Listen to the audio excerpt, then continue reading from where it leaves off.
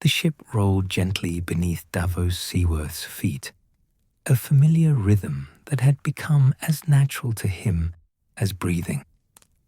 The Lady Maria, named for his wife, though this particular vessel bore the name by coincidence rather than intention, cut through the calm waters of Shipbreaker Bay with steady purpose. Above, the sails hung full and white against the darkening sky, and the last light of day painted the western horizon in shades of copper and blood. Davos stood at the rail, a wooden cup of watered wine warming his remaining fingers.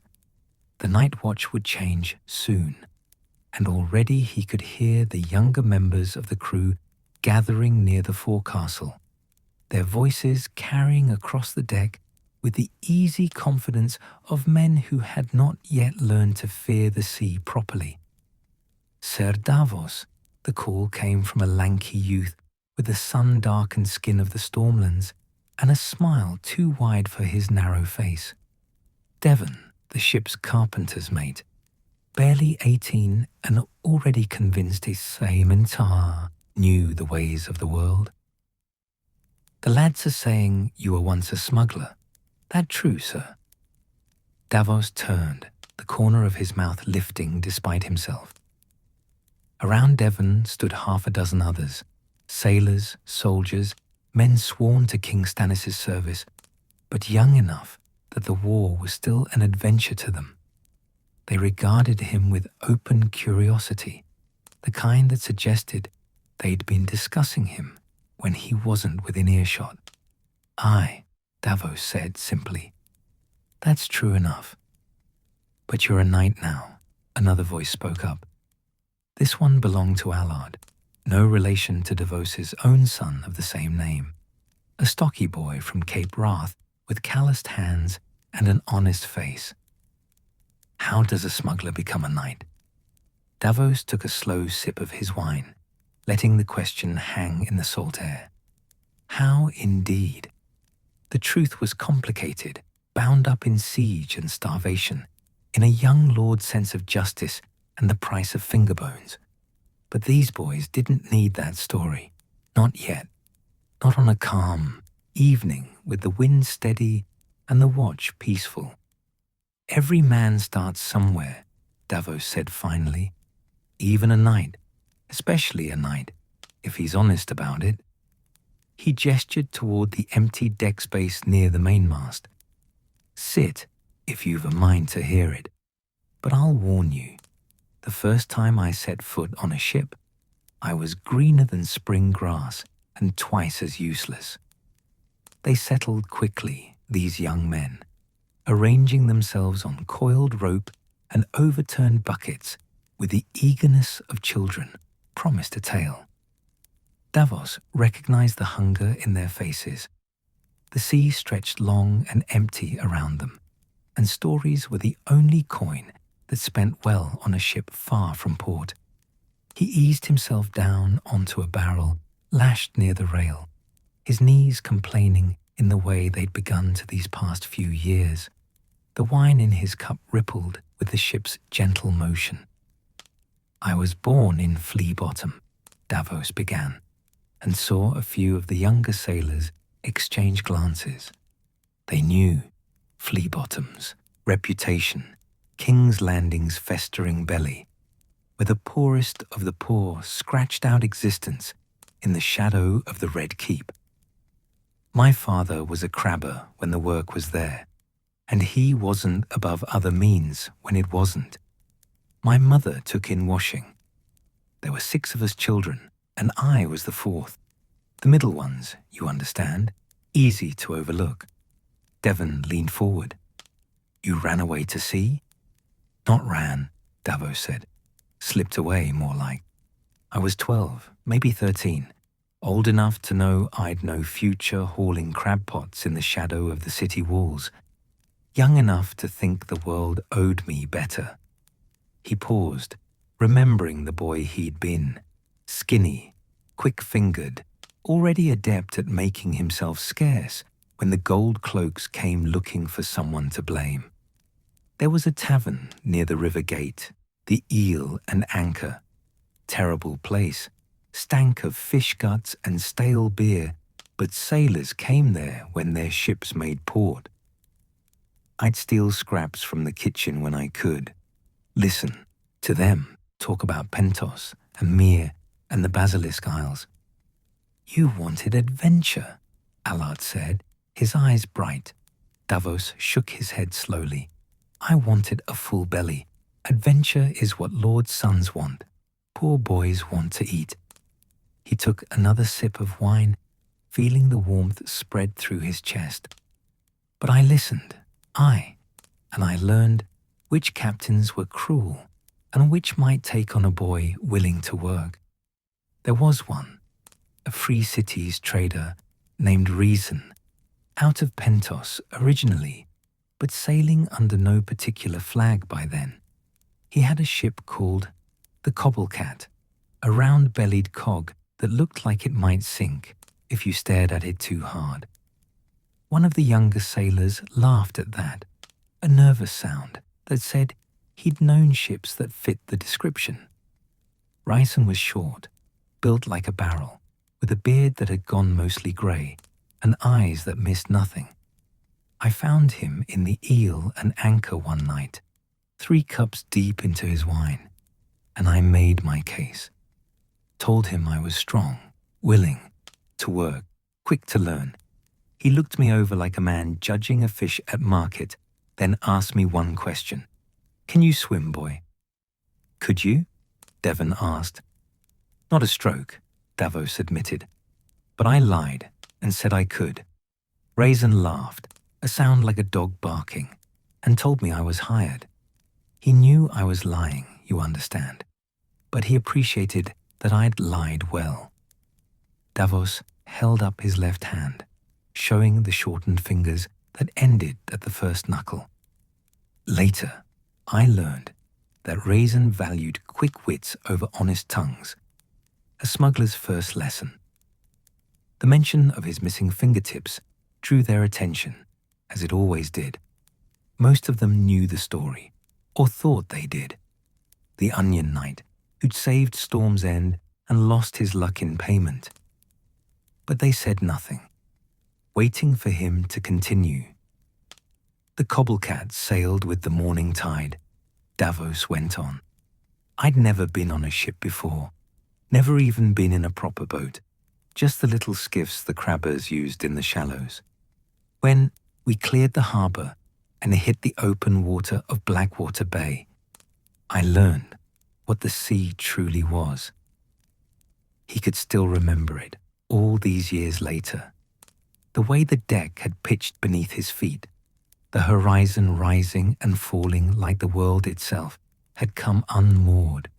His stomach had lurched, rebelled, and he'd spent the first 2 days hanging over the rail, retching until there was nothing left to bring up but bile and prayers to gods he didn't really believe in.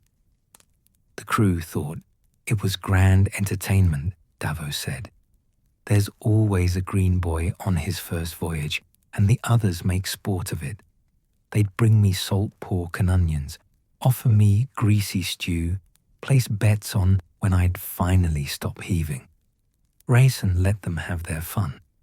But on the 3rd day, when I still couldn't keep anything down, he came and stood beside me at the rail. Davos shifted on the barrel, his eyes distant with memory. He said, "The sea doesn't care if you're sick, boy. It doesn't care if you're scared. It'll take you all the same if you let it." Then he shoved a piece of hard bread into my hand and told me to eat it, one small bite at a time, and to keep my eyes on the horizon, not on the waves. Did it work? Allard asked. Eventually, Davos said. Took another day before I could stand without my legs shaking. But I learned. The sea was going to move whether I liked it or not. Fighting it just made it worse. Once I accepted that, once I learned to move with the ship instead of against it, things got easier. He drained the last of his wine, savoring the taste. Around him, The young sailors were quiet, attentive. Night had fully fallen now, and the deck lanterns cast pools of yellow light across their faces. We were carrying wool south, Davos continued, or that's what the cargo manifest said. In truth, half the hold was Arbor gold wine that hadn't paid the port taxes in King's Landing, destined for a buyer in Weeping Town who didn't ask questions. That was my first lesson in smuggling. Most of it isn't dramatic.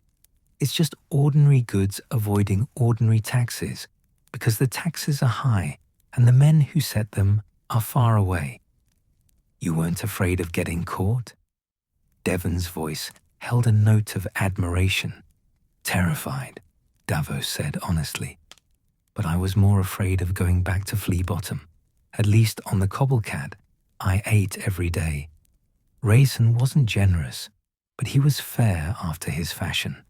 Work hard, keep your mouth shut, and you'd have your share of the profits. He paused. Of course, a ship's boy's share wasn't much, but it was more than I'd ever had before. The ship rolled slightly, responding to some shift in the current, and Davos steadied himself with the ease of long practice. Some of the younger sailors mimicked the motion, their bodies learning the same lessons his had learned decades ago.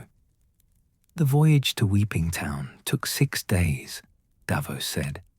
6 days of learning to tie proper knots, to read the way the crew moved when weather was coming, to understand that a ship is a small kingdom unto itself, with its own laws and customs.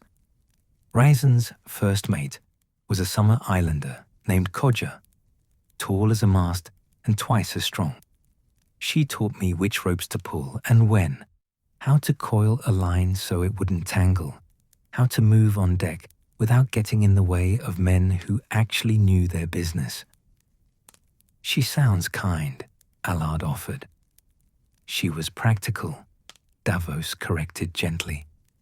The Cobblecat needed every hand working properly, or we'd all suffer for it. Kindness and practicality can look similar on a ship, but they're not the same thing. Kodja made sure I learned because it made her job easier, not because she cared whether I lived or died, but I was grateful all the same. One of the quieter sailors, a thin boy from Griffin's Roost, whose name Davos couldn't recall, spoke up hesitantly. Did you ever regret it, leaving King's Landing? Davos considered the question. Aye, sometimes. In the beginning, I'd lie in my hammock at night. We slung them in the hold, packed in like saltfish, and I'd think about my mother, wonder if she worried about me, if she even noticed I was gone. He shook his head. But regret's a luxury. You can't go back, so there's no sense dwelling on it. You can only go forward, one day at a time, one watch at a time. And when you reached Weeping Town, Devon prompted. We unloaded in the dark, Davos said. A small cove south of the town proper, where the harbour master's eyes didn't reach. The buyer came with carts and hard-faced men, and we transferred the wine casks by lamplight. I was certain the gold cloaks would appear at any moment, that we'd all hang from Weeping Town's walls by sunrise. But nothing happened. The buyer paid, Raisin distributed the shares, and we sailed north again with a hold full of cheap tin goods that we'd sell in King's Landing for 3 times what we'd paid. He smiled faintly. That's when I understood what I'd become. Not an adventurer, not a hero from the stories, just a smuggler, a man who moved things from one place to another, dodging the king's taxes and the king's laws, because that was how he survived.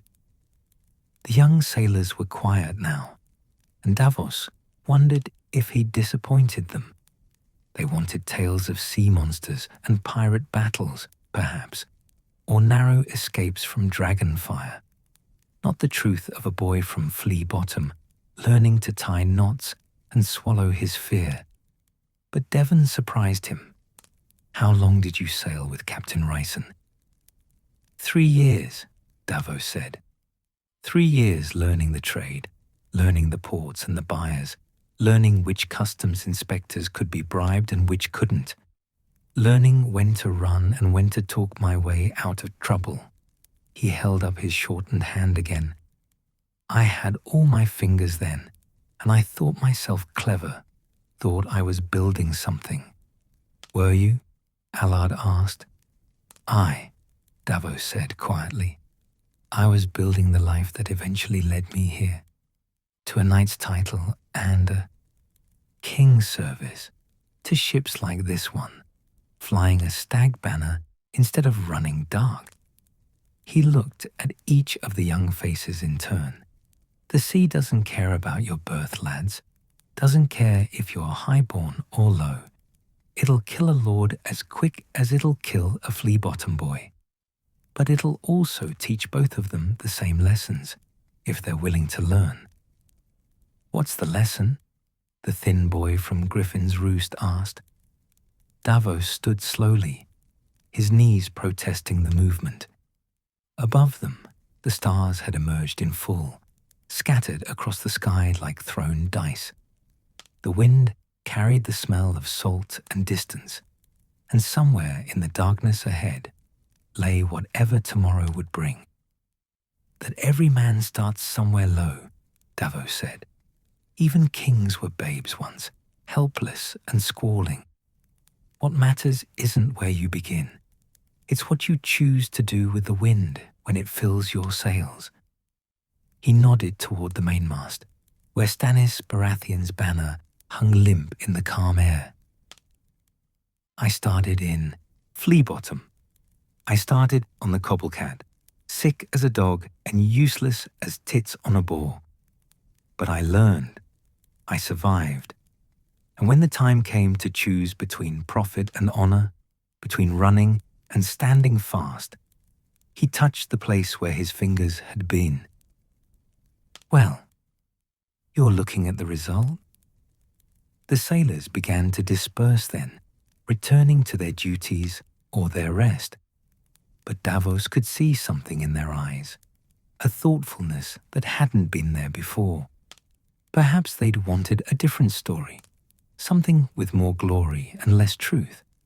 But the truth was what he had to offer, and the truth had its own value. Devon lingered a moment longer. "Thank you, sir," he said quietly, "for the story." Davos clapped him on the shoulder with his good hand. "Tomorrow night, if the weather holds, I'll tell you about the time I tried to smuggle lysine perfume and nearly got myself killed for my trouble. That one's got a bit more excitement in it." The boy grinned and hurried off to join his fellows, leaving Davos alone at the rail. He looked out across the dark water, remembering the boy he'd been on the Cobblecat. Frightened, ambitious, certain that the world owed him something better than what he'd been given. That boy had been right, in a way. The world did owe him something, but it hadn't given it freely. He'd had to earn it, one voyage at a time, one choice at a time, until the sum of those choices had made him into someone he barely recognized when he looked in a glass. The Onion Knight, Sir Davos Seaworth, a smuggler who'd become a knight, a flea-bottom boy who'd earned a lord's trust. It had all started on a ship, not unlike this one, with a lie about knowing how to swim and a captain who'd seen through it but hired him anyway. Davos smiled into the darkness and turned away from the rail, heading below to find his hammock. Tomorrow would bring its own challenges, its own choices. But tonight, he'd given those young sailors something to think about, and perhaps that was worth more than all the gold in the Cobblecat's hold had ever been. The next evening found the Lady Maria still blessed with calm seas and steady winds. The day's work had been routine. Sails checked, lines mended, the endless small tasks that kept a ship running properly. Now, as the sun dipped toward the western horizon and the first stars began to prick through the deepening blue, the crew gathered once more near the forecastle. This time, Davos noted with some amusement, there were more of them. Word had spread, as it always did on a ship where men had little to occupy their minds beyond work and worry.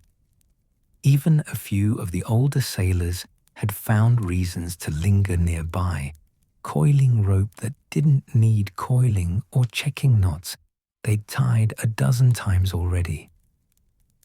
Davos settled himself on the same barrel as the night before, accepting a cup of small beer from Devon with a nod of thanks. The young carpenter's mate had brought nearly a dozen others with him this time, their faces expectant in the fading light.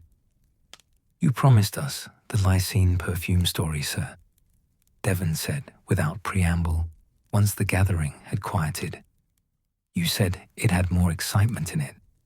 "I said it nearly got me killed," Davos corrected, taking a sip of the beer. "Weak stuff, but better than the water that had started to taste of barrel this far from port. Whether that counts as excitement or stupidity depends on how you look at it." Allard laughed at that, and several others grinned. They'd arranged themselves more comfortably this time, knowing what to expect. Some on the deck itself, others perched on whatever came to hand. Even old Lewis, the ship's master-at-arms with more scars than teeth, had positioned himself within earshot, pretending to examine a sword belt. This would have been... Davos paused, calculating. 7, maybe 8 years after my first voyage on the Cobblecat. I was 19 or 20, old enough to think I knew the smuggling trade, young enough to still be surprised when I was wrong. He smiled ruefully. I'd left Captain Ryzen's service by then. He'd taught me well. But there comes a time when a man wants to sail for his own profit, rather than someone else's. I'd partnered with another smuggler, a man named Roro Uhoris. "Uhoris," one of the sailors repeated. "That's a free city's name, innit?" "Tyroshi," Davos confirmed. Though Roro had left Tyrosh when he was young. Some dispute with the Archon's tax collectors, he said, though I suspect it was more than that. He was 10 years older than me, with a forked blue beard and gold rings in his ears, and he knew the narrow sea like most men know their own keeps. Davos paused. He also had a dangerous taste for ambitious ventures and a gift for convincing others to join him in them.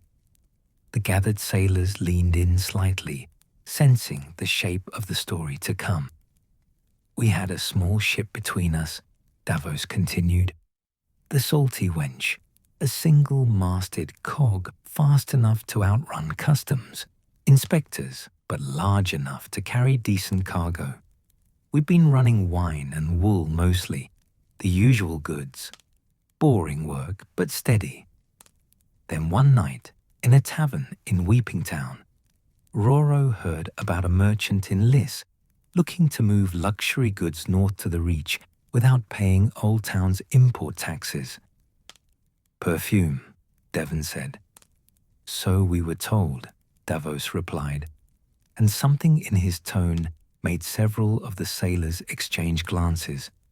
Lysine perfume, rare scents from flowers that only grew in the pleasure gardens around Lys itself.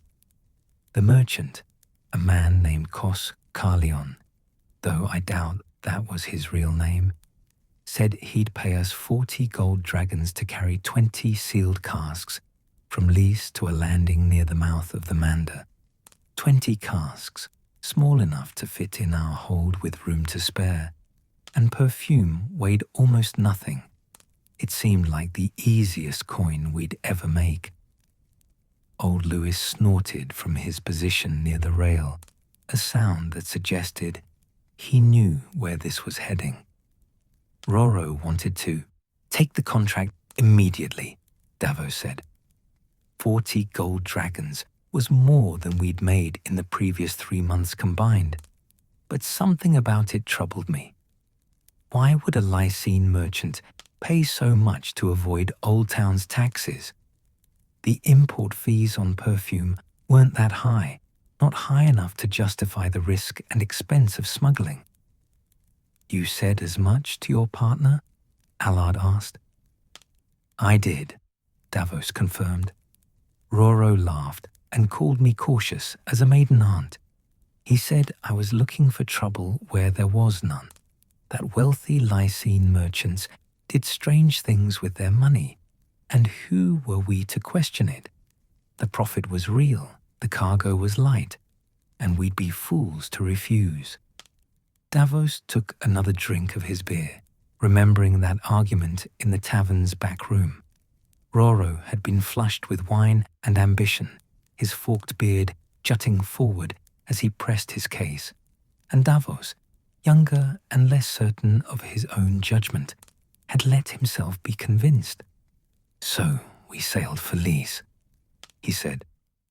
2 weeks south through the Stepstones, dodging pirates and the remnants of some disputed lands war that was spilling into the sea lanes. Lys was beautiful, the kind of beautiful that reminds you why men write songs about the free cities. White towers and pleasure gardens, the smell of flowers so thick you could taste it on the air. He paused. Also expensive. Everything in Les cost 3 times what it should, and the harbour fees alone nearly ate our profit before we'd even collected the cargo. One of the younger sailors shifted uncomfortably. But you got the perfume? We got the casks, Davos said carefully. 20 of them, sealed with wax and stamped with Koskarlin's mark. A rose and dagger, fancy enough to look legitimate. They were delivered to the salty wench at sunset by slaves who wouldn't meet our eyes, which should have been another warning. But Roro was already counting his share of the gold. And he shrugged. I wanted to believe it was as simple as it seemed. The ship rolled gently beneath them, and somewhere in the rigging a rope creaked. Davos let the sound settle before continuing. We loaded the casks into the hold and sailed north with the morning tide, he said. For 3 days, everything went smoothly. The weather held fair, the winds were steady, and Roro was in high spirits. He talked about what he'd do with his share. Buy a larger ship, maybe, or a house in one of the nicer parts of King's Landing. I was quieter, but I let myself start to believe we'd pulled it off. Then something went wrong, Devon said, more statement than question. Then I went down into the hold to check the cargo, Davos corrected. This was on the 4th day out from Lys, somewhere in the waters between Tarth and the Stepstones. I'd been smelling something odd since the day before. A sweet smell, too sweet, like fruit left to rot in the sun. I'd mentioned it to Roro, but he'd waved it off, said it was probably just the perfume scent, seeping through the casks. Davos set down his cup, his hands spreading to illustrate the scene.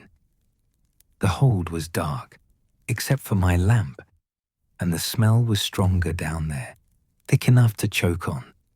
I found the source quickly enough.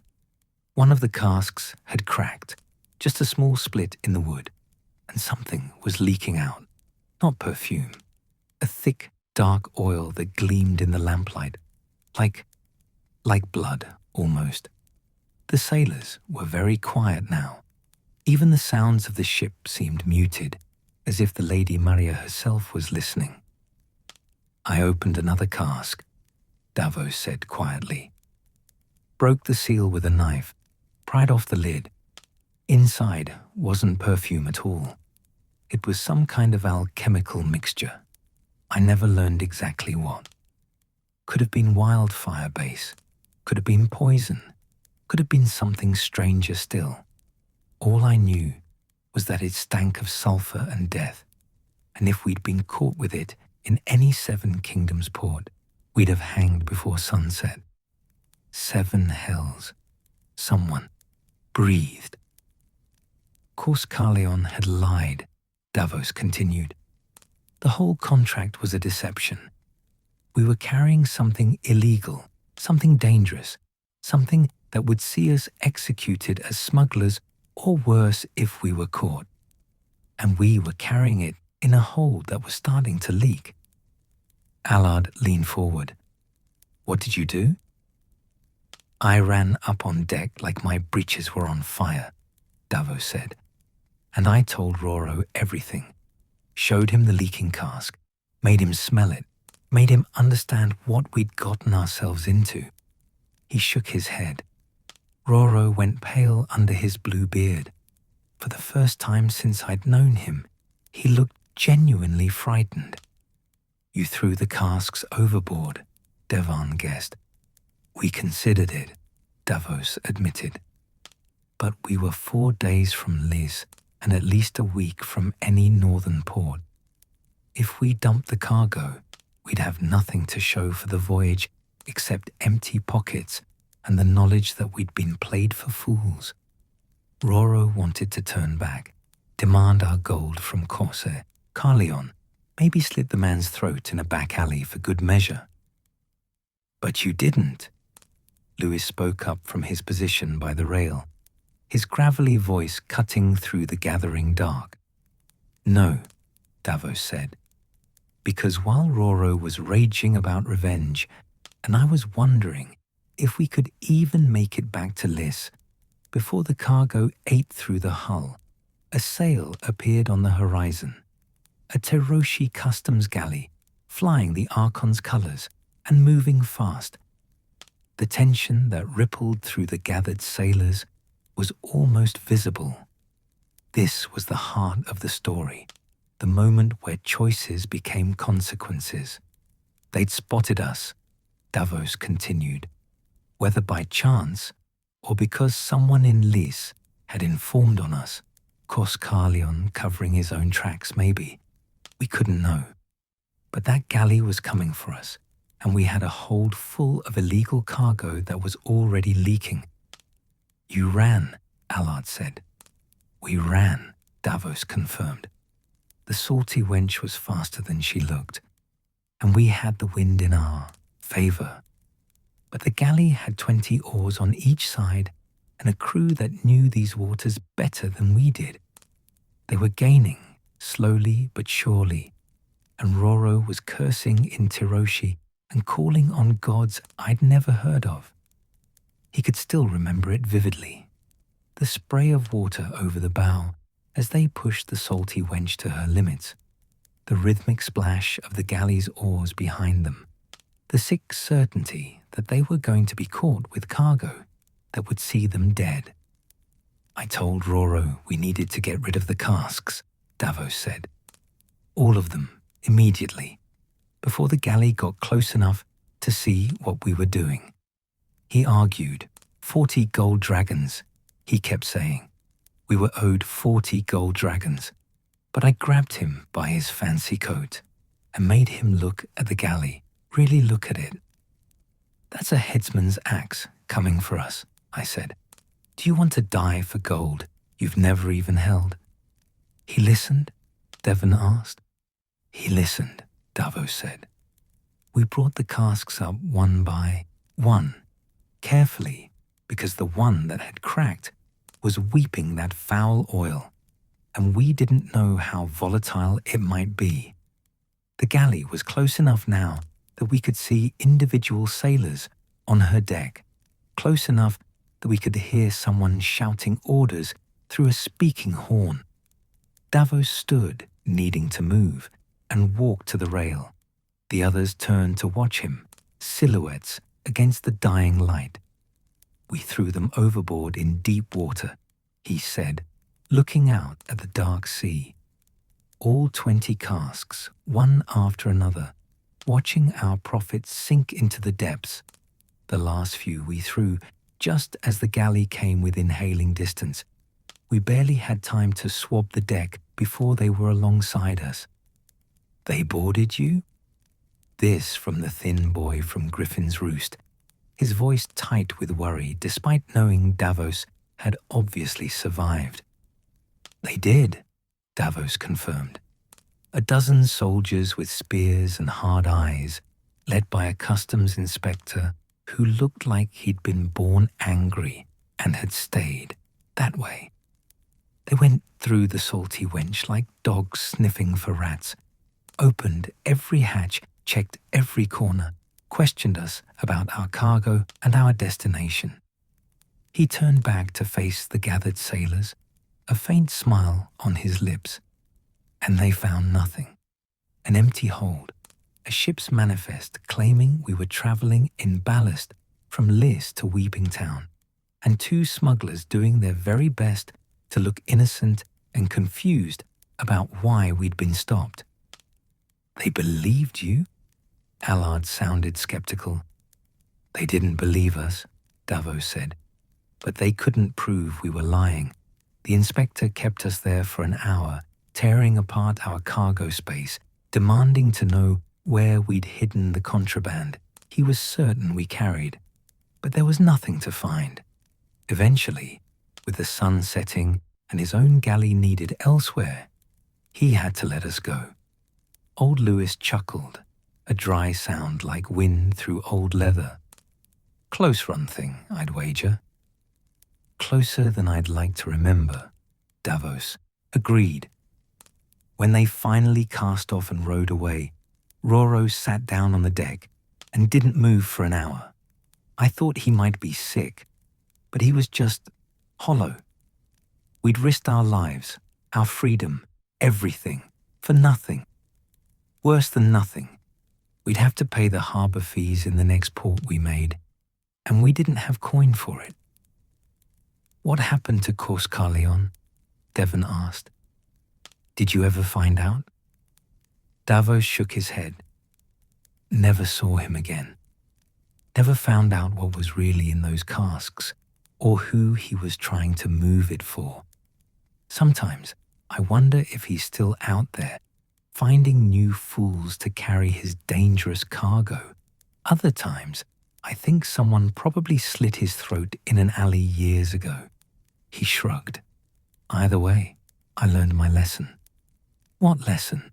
the thin boy asked. Davos returned to his barrel, settling back down with a weariness that wasn't entirely feigned. "Not all cargo is worth the risk," he said simply. "An honest assessment saves your neck.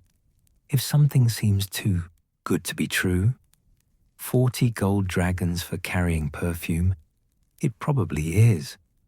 Your gut knows, even when your purse wants to ignore it." He looked around at the young faces watching him, seeing his younger self in some of them, the hunger for profit, the willingness to take risks, the belief that cleverness could substitute for caution. "Roro and I sailed together for another year after that," Davos said. "But things were different.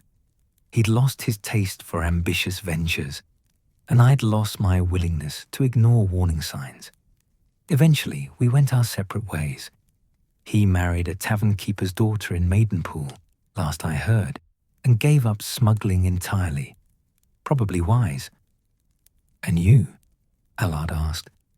"You kept smuggling." "I did," Davos admitted. "But I was more careful about what I carried and who I carried it for. I asked more questions, demanded to see cargo before I agreed to transport it, and I walked away from deals that smelled wrong." He held up his shortened hand. "Didn't always keep me out of trouble, as you can see. But it kept me alive. And in the smuggling trade, that's the first victory." The gathering began to break up then, the sailors drifting back to their duties or their rest. But Davos could see them talking among themselves, discussing the tale. he heard fragments of conversation. Nearly hanged for perfume he never even got paid for. And can you imagine dumping 40 gold dragons into the sea? And smiled despite himself. Devon lingered again, as was becoming his habit. That's twice now you've told us about surviving, because you made the smart choice, not the brave one, he observed. Bravery's overrated, Davos said mildly. Smart choices keep you breathing. Brave choices often just get you killed faster. The young man frowned slightly. But you're here serving King Stannis. That's not exactly the smart choice, is it? Not with the war going as it is. Davos considered the question seriously. It deserved that much. No, he said, finally. It's not the smart choice, but it's the right one. And sometimes that matters more. He stood, his bones creaking. The difference is knowing when to be smart and when to be right. That's a harder lesson, and one I'm still learning myself. Devon nodded thoughtfully and moved off, leaving Davos alone with the night and his memories. The wind had picked up slightly, enough to make the rigging sing, and above them the stars wheeled in their ancient patterns. Somewhere beneath these same waters, 20 casks of alchemical mystery still sat on the seafloor, slowly rotting away to nothing. Davos thought about them sometimes, wondered what course Carleon had really been moving, who'd wanted it badly enough to risk Davos's life without his knowledge. But mostly, he was just grateful to have survived his own stupidity long enough to learn from it. He touched the place where his fingers had been, a habit now, and turned toward the companionway. Tomorrow night, if the weather held, and the young sailors were still interested, perhaps he'd tell them about Storm's End, about the siege and the onions that had bought him both a knighthood and his missing finger bones. That was a harder story to tell, weighted with honor and sacrifice in ways that perfume and gold were not. But it was part of the journey, and they deserved to hear it. Every man's path was marked by the choices he made, for good or ill. Davos had made plenty of both kinds, and he'd lived to tell the tales. That, in the end, was worth more than 40 gold dragons ever could have been. The third night brought clouds with it, heavy and low, turning the sea dark as hammered iron. The wind had picked up, not enough to trouble the Lady Maria, but enough to make the rigging moan and the deck shift more deliberately beneath their feet. Davos stood at the rail watching the clouds obscure the stars, wondering if they'd have rain before morning. Behind him, he heard the now familiar sound of the crew gathering. More of them tonight. Word had spread through the ship that the Onion Knight was telling the truth of his past, and men who'd heard the stories second-hand wanted to hear them proper. Davos turned to find nearly 20 sailors assembled, young and old, their faces shadowed in the lamplight. Devon was there, of course, and Allard, and the thin boy from Griffin's Roost, whose name Davos had finally learned, was Edric. But there were others too. Grizzled men who'd sailed these waters for decades. Soldiers who'd fought in the war. Even the ship's cook. A one-eyed man from the Reach who'd come up from the galley, wiping his hands on his apron. Quite the audience tonight, Davos observed mildly, settling onto his customary barrel. Someone had brought it up from below and lashed it in place, he noticed. His storytelling spot had become a fixture. "You promised us Storm's End," Devon said without preamble. "How you became a knight. How you lost your fingers," Edric added, then coloured slightly as if worried he'd been too bold. Davos looked down at his left hand, at the shortened fingers that had become his mark, his identifier, the Onion Knight. He'd worn that name for years now, sometimes with pride, sometimes with the old smuggler's instinct that drawing attention to yourself was dangerous. Tonight, with the wind rising and the clouds heavy overhead, it felt right to tell this story, to explain the price he'd paid for choosing honor over profit, duty over survival. "Storm's End," he said quietly, and the gathered men leaned forward. Even the wind seemed to quiet, waiting. I'll tell you that tale. But understand, this isn't a story about glory or heroism. It's about fear and hunger and a choice I made when I was too tired to think clearly. He accepted a cup of wine from the cook, taking a moment to gather his thoughts. This story mattered more than the others. This was where Davos the smuggler had died, and Ser Davos had been born, and the transition had cost him blood. "Robert's rebellion," he began. "You're all young enough that it's history to you, but to me it's memory. I was 25, maybe 26, with a ship of my own by then, the Black Betha, named for my wife. I'd married Maria a few years earlier, had my first son Dale, and I was doing well enough. The smuggling trade was good during the war. Armies need supplies, and they don't much care whether the taxman's been paid." Old Lewis, positioned near the rail again, nodded knowingly. "War's good for smugglers," he said, "and bad for honest men." "I was neither," Davos said. "Or maybe I was both. I moved grain and weapons, mostly, sold to whoever had coin and didn't ask too many questions. The Targaryens, the rebels, the lords who were trying to stay neutral. I didn't care about their causes. I cared about feeding my family." The ship rolled, and Davos adjusted his weight automatically. "The siege of Storm's End began in the early days of the war," he continued. "The Tyrells had declared for the Mad King, and Lord Mace Tyrell brought his whole host to Storm's End to break it. The Baratheon seat, you understand. Young Stannis Baratheon was holding it for his brother Robert, who was off winning battles in the Riverlands and the Trident." "How many men did the Tyrells have?" Allard asked. "Tens of thousands," Davos said. "Maybe more. The whole strength of the Reach, camped outside Storm's End's walls like a second city. And inside," he paused, remembering. "Inside, maybe 500 fighting men, and perhaps twice that in servants, small folk, camp followers. 1,000 souls, give or take, sealed inside Storm's End, while the Tyrells sat outside and waited for them to starve." Devon frowned. "A year, wasn't it? The siege lasted a year." "Near enough," Davos confirmed. 10 months, perhaps, or 11. Long enough that the difference stopped mattering. I'd heard about it, of course. Everyone in the smuggling trade had.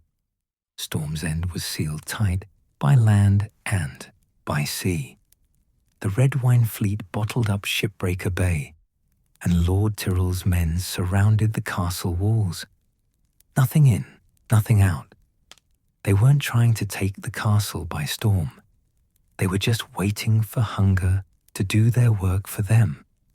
He took a drink of wine, letting the warmth steady him. "I should have stayed away. Any sensible smuggler would have. There was no profit in it. The garrison had no gold to pay for supplies, and even if they did, running the blockade was near suicidal. But I kept hearing stories, you understand, about what was happening inside those walls." The gathered sailors were silent now, the only sounds the wind in the rigging and the slap of waves against the hull. "They were eating rats," Davos said quietly. "That's what the rumors said. Rats and leather boiled until it was soft enough to chew and making soup from grass and boot leather. Dogs and cats were long gone. Horses, too.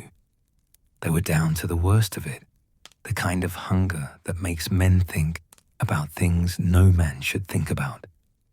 Edric shifted uncomfortably. Cannibalism. It was whispered, Davos said. I don't know if it's true. I hope not. But the fear of it was real enough, and fear can be as destructive as the thing itself. He shook his head. I had a new son by then. My second boy, Allard. Named him after my ship's carpenter, a good man who died of fever the winter before, and I'd sit with Allard in my arms, this tiny thing who needed me for everything, and I'd think about the children inside Storm's End. So you decided to help, Devon said softly. I decided to try, Davos corrected. Didn't think much about helping, if I'm honest.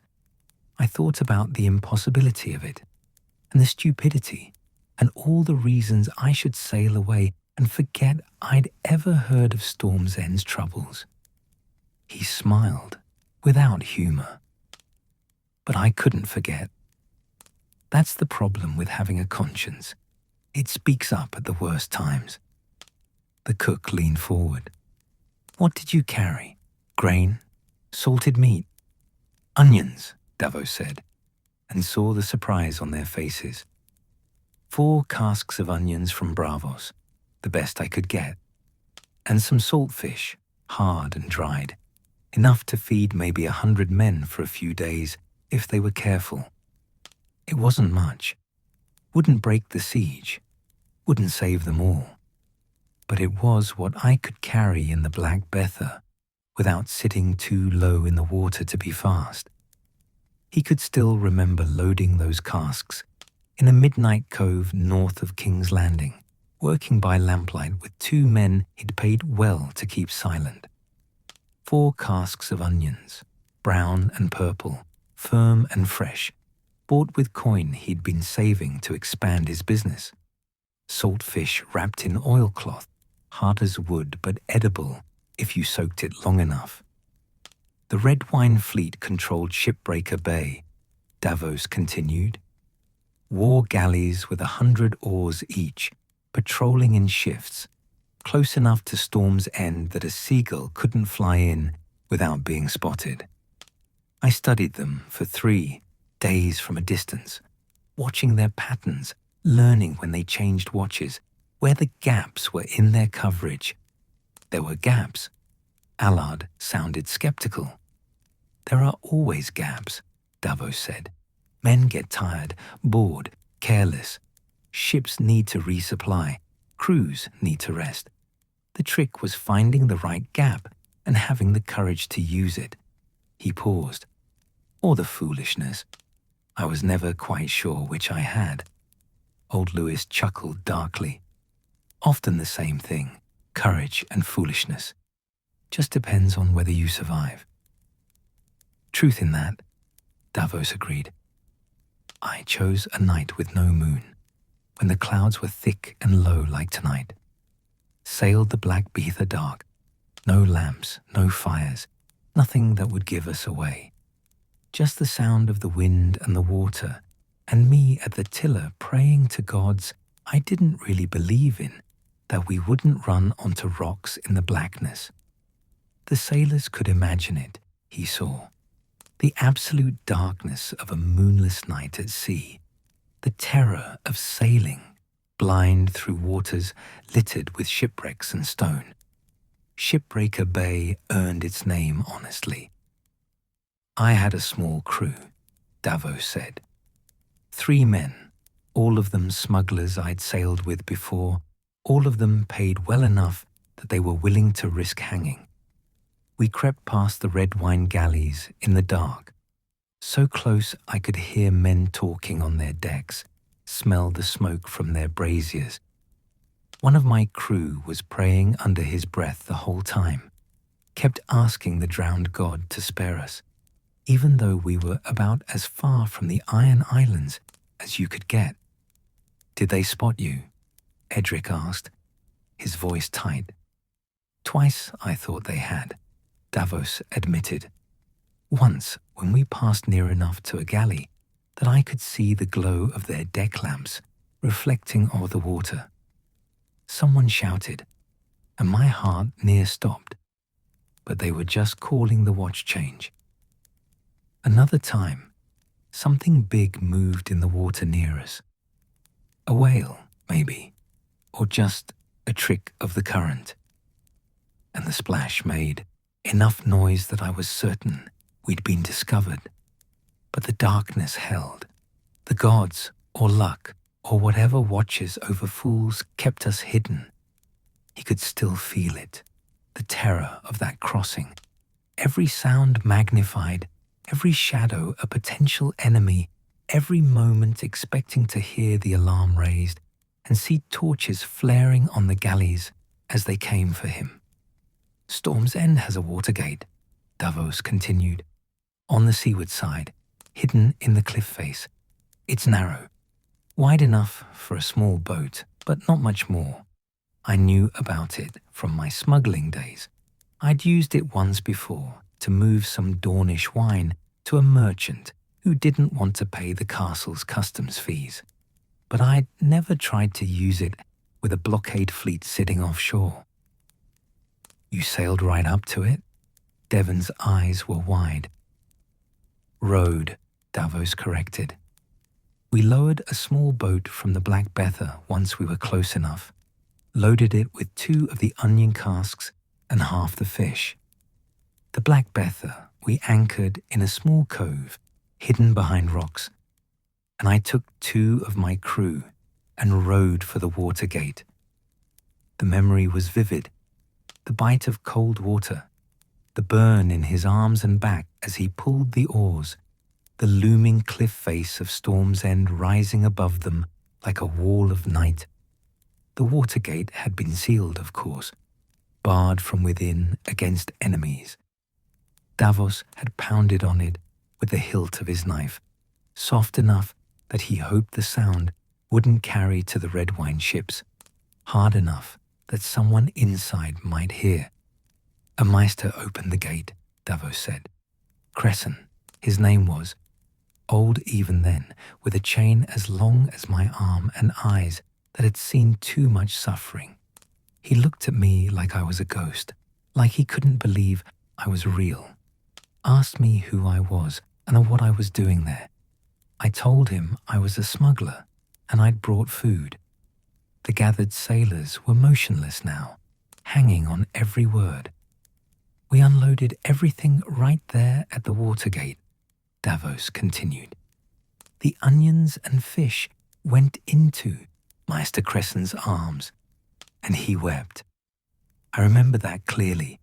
An old man, learned and dignified, weeping over casks of onions like they were chests of gold. He tried to pay me, pulled a purse from his robes and offered it, but I refused. Told him to feed the garrison, that I didn't want Tyrrell gold anyway. Why didn't you take it? Allard asked, genuinely curious. Davos considered the question. Pride, maybe, or foolishness. But I think I wanted that one thing to be clean. I'd spent years moving cargo for coin. No questions asked, no conscience applied. This once, I wanted to do something because it was right, not because it was profitable. He shook his head at his younger self's naivety. Meister Cresson asked me to wait, said the Castellan would want to meet me. I said no. I had more cargo to deliver, needed to make 2 more trips before dawn. He made me promise to return, made me swear it. I did, and I meant it. Did you? Edric asked. Return? 3 more times. That night, Davos confirmed. Rowed back and forth between the Black Bether and the watergate, unloading the rest of the onions and fish. My arms felt like they'd fall off, and my back screamed with every pull of the oars. But I kept going. The last trip, just as false dawn was starting to grey the eastern sky, I saw torches moving on one of the red wine galleys. They'd spotted something or heard something, and they were coming to investigate. The tension was palpable among the listeners. Even knowing Davos had survived, they held their breath. I rode like the stranger himself was chasing me, Davos said. Made it back to the Black Bether, hauled up the anchor, and sailed out of that cove with the wind barely filling the sails. Behind me, I could see the galley's torches getting closer, could hear the drumbeat as their oars bit the water. They were hunting us. But you escaped, Devon said. Barely, Davos admitted. The Black Bether was faster than their war galley, but only just. We ran before the wind with every scrap of sail we could carry, and the galley chased us for hours. By the time the sun was fully up, we'd outdistanced them enough to cut into a cove I knew and hide among the rocks until they gave up and turned back. He took a long drink of wine, his throat dry from talking. I thought that was the end of it. I'd done my good deed, near got myself killed for it, and now I could go back to my regular life. But 2 weeks later, the war ended. Robert took the throne, and one of his first acts was to lift the siege of Storm's End. And Stannis Baratheon remembered you, old Lewis said, his voice knowing. He remembered, Davos confirmed, sent men looking for me, found me in a tavern in King's Landing spending my last coins on cheap wine and cheaper company. They brought me to Storm's End, not as a prisoner, they assured me, but as a guest. I went because refusing seemed like a poor idea when the king's brother sends for you. The wind gusted, making the Lady Maria's sails snap, and Davos paused to let the moment settle. This was the heart of it, the transformation that had changed everything. Stannis met me in Storm's End's great hall, he said quietly. He was gaunt. The siege had wasted him, wasted all of them. But his eyes were sharp, and his voice was steady. He thanked me for bringing the food, said I'd saved lives, maybe saved the castle itself, said the onions had kept them alive those last desperate weeks. Then he knighted you, Devon said eagerly. Then he told me the price, Davos corrected, and held up his left hand. He said I'd done a great service, and he would reward it with knighthood and lands and a place in his service. But he also said I'd been a smuggler, and justice demanded payment for my crimes. So before he knighted me, before any of the rest of it, he would take the fingertips from my left hand, one joint from each finger on my sword hand, to pay for all the laws I'd broken in my smuggling years. The gathered sailors stared, several of them looking ill. I could have refused, Davos said.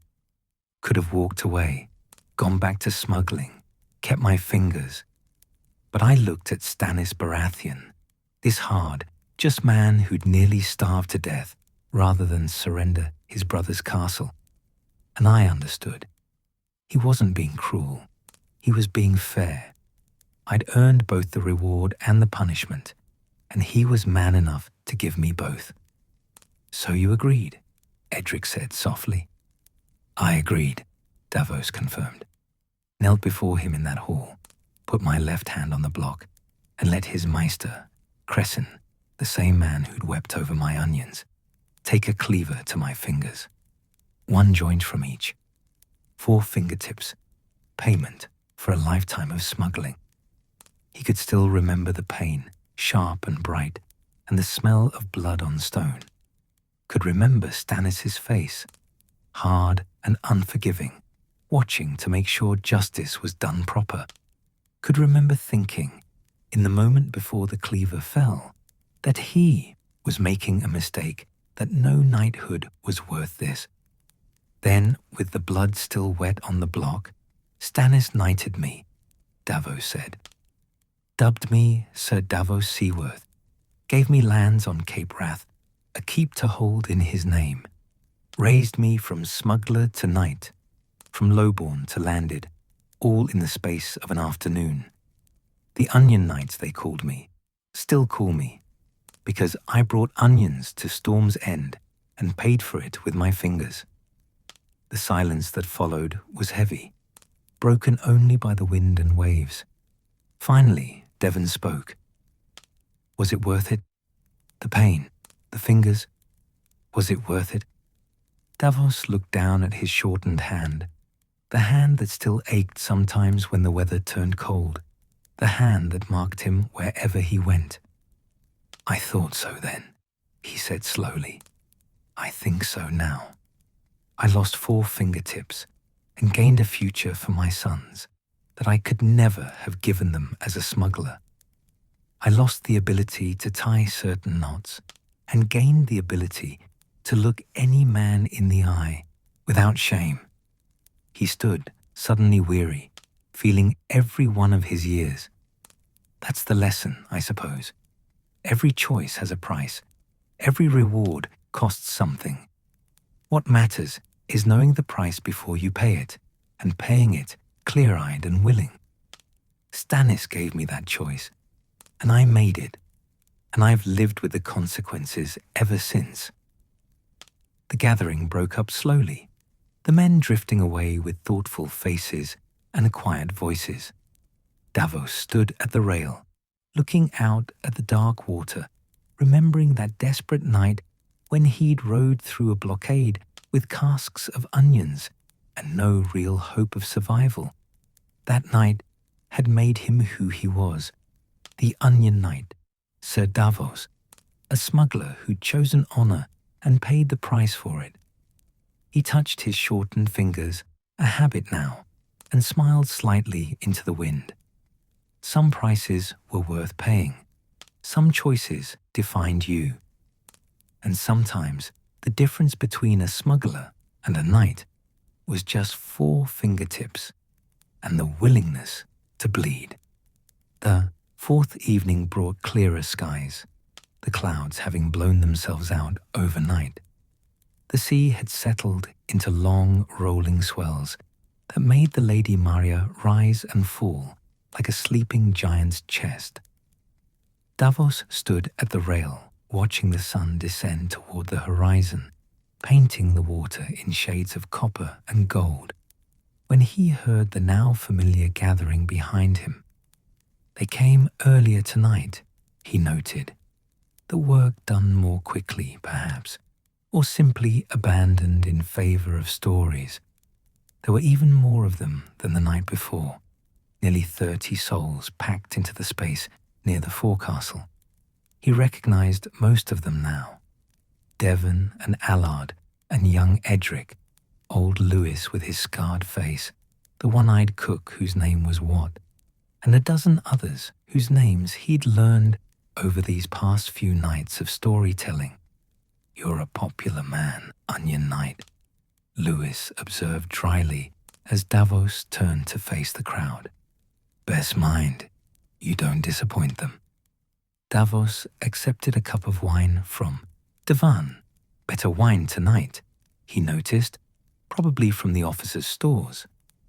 Word had reached the higher ranks then that the crew was finding entertainment in his tales. So long as discipline held and the work got done, the captain likely didn't mind. I've been thinking about which story to tell you tonight, Davos said, settling onto his barrel. The wood had worn smooth under him these past nights, shaped to his weight. The last 3 have been about learning lessons the hard way, through sickness, through deception, through blood and pain. Tonight, I thought I'd tell you about a time I avoided trouble instead of stumbling into it. Less exciting, Allard observed, though he was grinning. Maybe, Davos agreed. Or maybe there's a different kind of excitement in talking your way out of a noose instead of fighting your way free of one. He took a sip of wine, savoring it. Good vintage, this. Arbor gold, unless he missed his guess. This would have been 5 or 6 years after Storm's End. I was a knight by then, but I was still sailing, still moving cargo for men who needed things transported quietly. You kept smuggling? Edric sounded surprised. Even after Stannis made you a knight? Lord Stannis gave me lands and a title, Davos said. What he didn't give me was enough coin to live on the rents alone. Cape Wrath's a hard, poor place. Good people, but they're fishermen and farmers scratching livelihood from rocky soil and cold seas. I needed to provide for my family, and the only trade I knew was the sea. He shrugged. So I sailed for Stannis when he needed me, and I sailed for myself when he didn't. The cargoes were legal mostly, wine and wool and timber, but I still knew the hidden coves and the ways to avoid the tax collectors. The gathered sailors nodded, understanding. Most of them came from humble origins themselves, knew what it meant to make coin however you could. I was sailing the Black Bether south through the Stepstones, Davos continued, carrying Dornish wine to Tyrosh. Nothing illegal about it, but the buyer wanted to avoid Tyrosh's import taxes, so we'd arranged to meet at a small island halfway between. Torturer's Deep, the locals called it, though I never learned why. Just a rock with a natural harbour and fresh water, used by smugglers and pirates and anyone else who needed a place the authorities couldn't reach. He could see it in his mind's eye. The barren island rising from the sea, grey stone and scrub brush, the harbour barely large enough for 2 ships to anchor. The Stepstones were full of such places, islands that appeared on some charts and not on others, that changed names depending on who you asked. I arrived at dawn, Davos said. The buyer's ship was already there, a Tiroshi trading vessel, broader in the beam than the Black Bether, but not as fast. We exchanged signals, made sure we were who we were supposed to be, and I began preparing to transfer the wine casks. Standard business, the kind of transaction I'd done 100 times. But something went wrong, Devon guessed. Something complicated, Davos corrected. Just after sunrise, while my crew was still rigging the loading crane, a 3rd ship appeared, a war galley, lean and fast, flying no colours I recognized.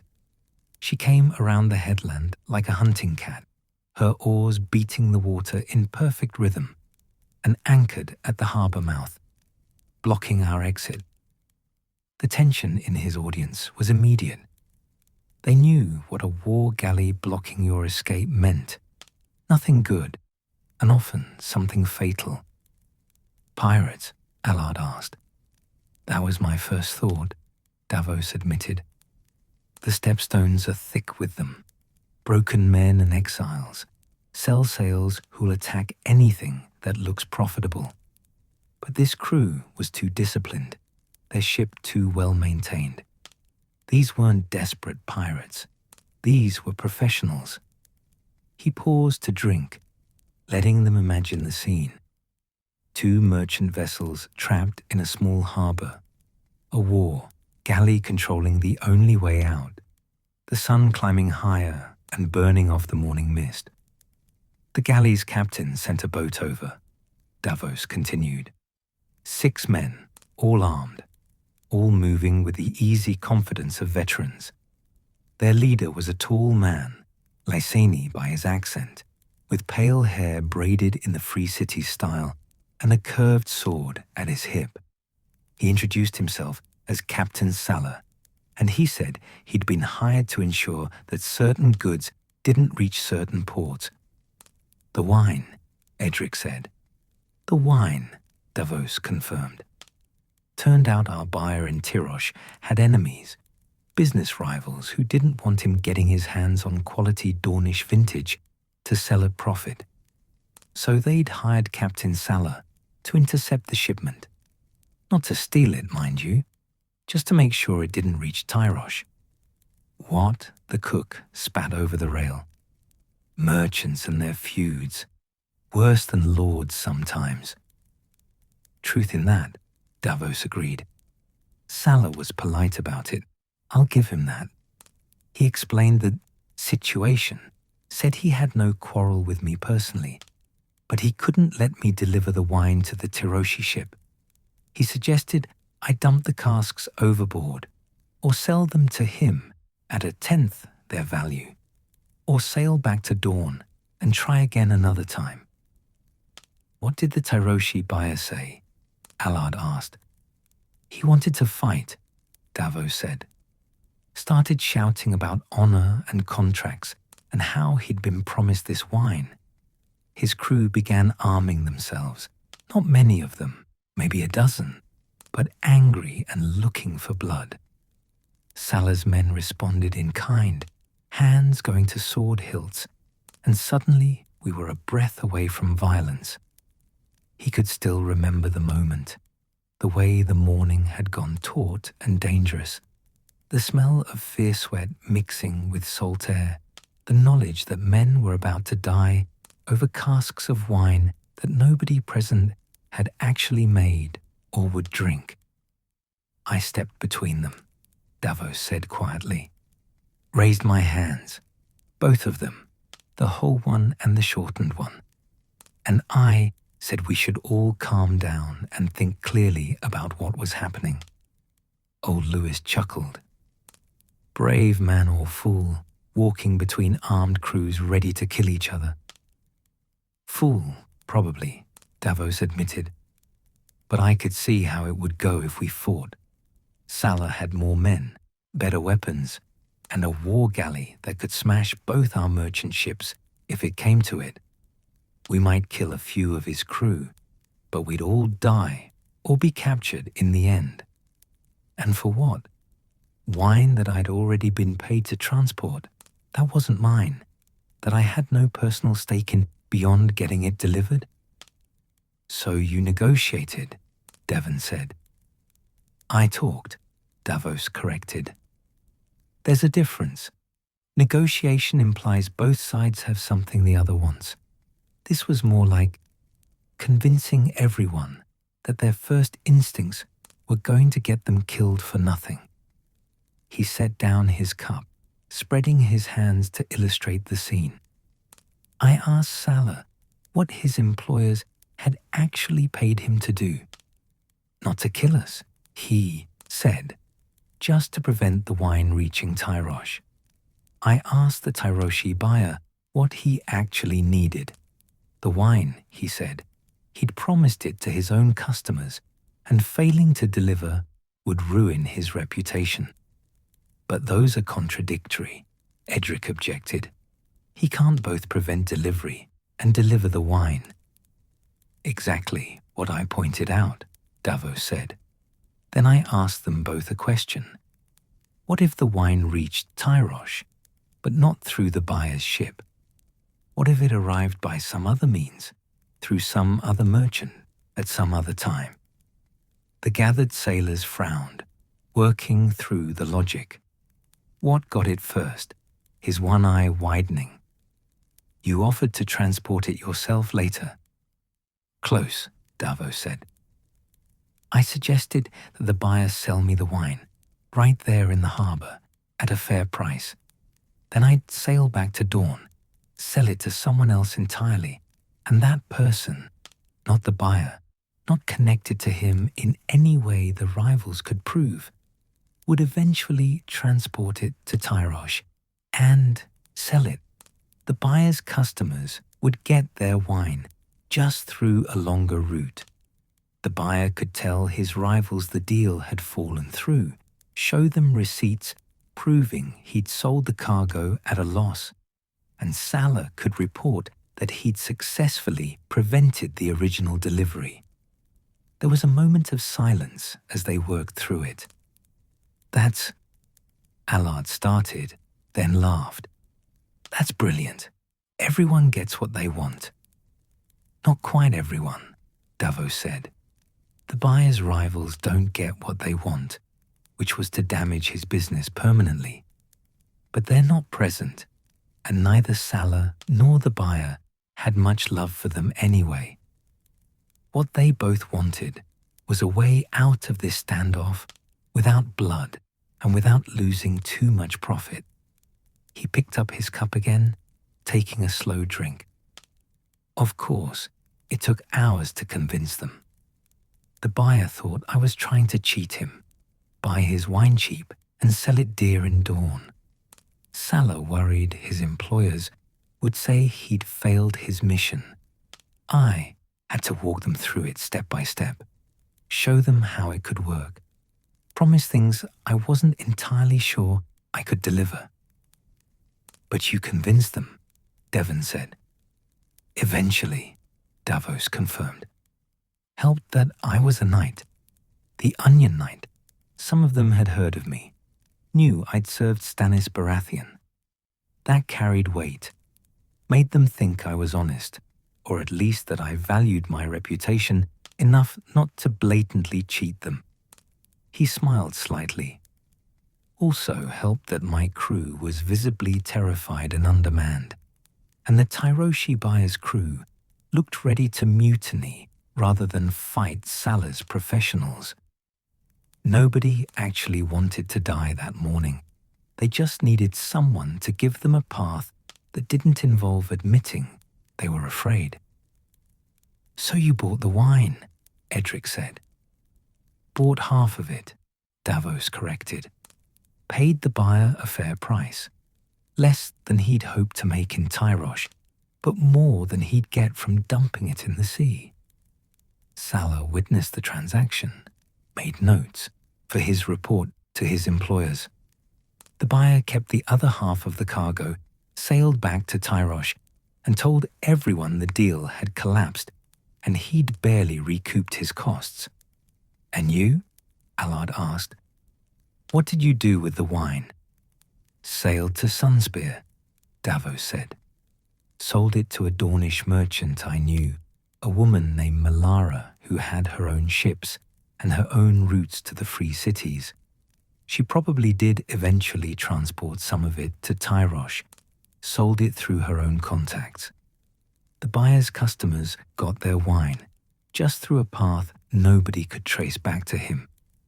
Watt shook his head in admiration. And you made a profit on it too, I'd wager. A small one, Davos admitted. Enough to cover my time and trouble, pay my crew their shares. Not as much as I'd have made from the original delivery, but I still had my life and my ship, and that was worth more than any cargo. The sun had set while he'd been talking, the western sky now fading from orange to purple. Stars were beginning to appear overhead, and the ship's lanterns cast warm pools of light across the deck. The point of the story, Davos said, isn't that I'm clever.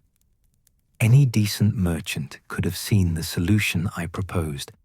The point is knowing when to fight and when to talk, knowing when your reputation is worth more than your cargo, knowing that sometimes the best way to win is to make sure everyone else wins too, or at least thinks they do. Words can be sharper than swords, Edric quoted softly. That's what you said before. If you know which ones cut deepest. Aye, Davos agreed. That morning in Torturer's Deep, the right words kept 20 men alive who would have died if we'd drawn steel instead. Captain Salah went back to his employers and reported success. The Tyroshi buyer limped home with half his losses covered and his reputation mostly intact. His customers eventually got their wine, and I sailed away with my crew breathing and my ship whole. He stood, stretching muscles that had stiffened while sitting. In the smuggling trade, in any trade really, you learn quickly that violence is expensive. Ships get damaged, men get killed, cargo gets destroyed. Even if you win, you lose. Better to find another way when you can. But sometimes you can't, old Lewis observed. His scarred face was thoughtful in the lamplight. Sometimes there's no talking your way out. Sometimes the other man wants blood, and words won't stop him. True enough, Davos acknowledged. I've known men like that. Men so angry or proud or cruel that negotiation was impossible. Pirates who'd rather kill you than take your cargo. Lords who'd rather see you hang than accept any compromise. He paused. Those times, you fight, or you run, if you're smart and your ship is fast. But you try the words first, always, because the grave is permanent, and you can't undo it with regret. The gathering began to break up, the men drifting toward their various duties or hammocks. But Davos noticed. They were talking among themselves more now, discussing the stories, arguing details, sharing their own experiences. He'd given them something to think about beyond the war and the weather, and that seemed to matter. Devon approached as the others dispersed. You've been a knight for years now, he said, but you still think like a smuggler sometimes, don't you? Still see the angles, the ways around problems instead of through them. Davos considered the question seriously. I think like a man who's been both, he said finally. The smuggler taught me to look for hidden paths, to value survival over pride. The knight taught me to stand and fight when running would be shameful, knowing which one to listen to in any given moment. That's the trick. And that morning, in Torturer's Deep, which one were you listening to? Both, Davos said. The smuggler saw the solution, the way to profit from the situation. The knight made me step between armed men to prevent bloodshed. He smiled. Sometimes they work together, the smuggler and the knight. Sometimes they argue, but they're both me, and I need them both to survive. Devon nodded slowly and moved off, leaving Davos alone with the knight. The sea stretched dark and vast around the Lady Maria, and somewhere ahead lay the battles and choices that would define whatever time remained to him.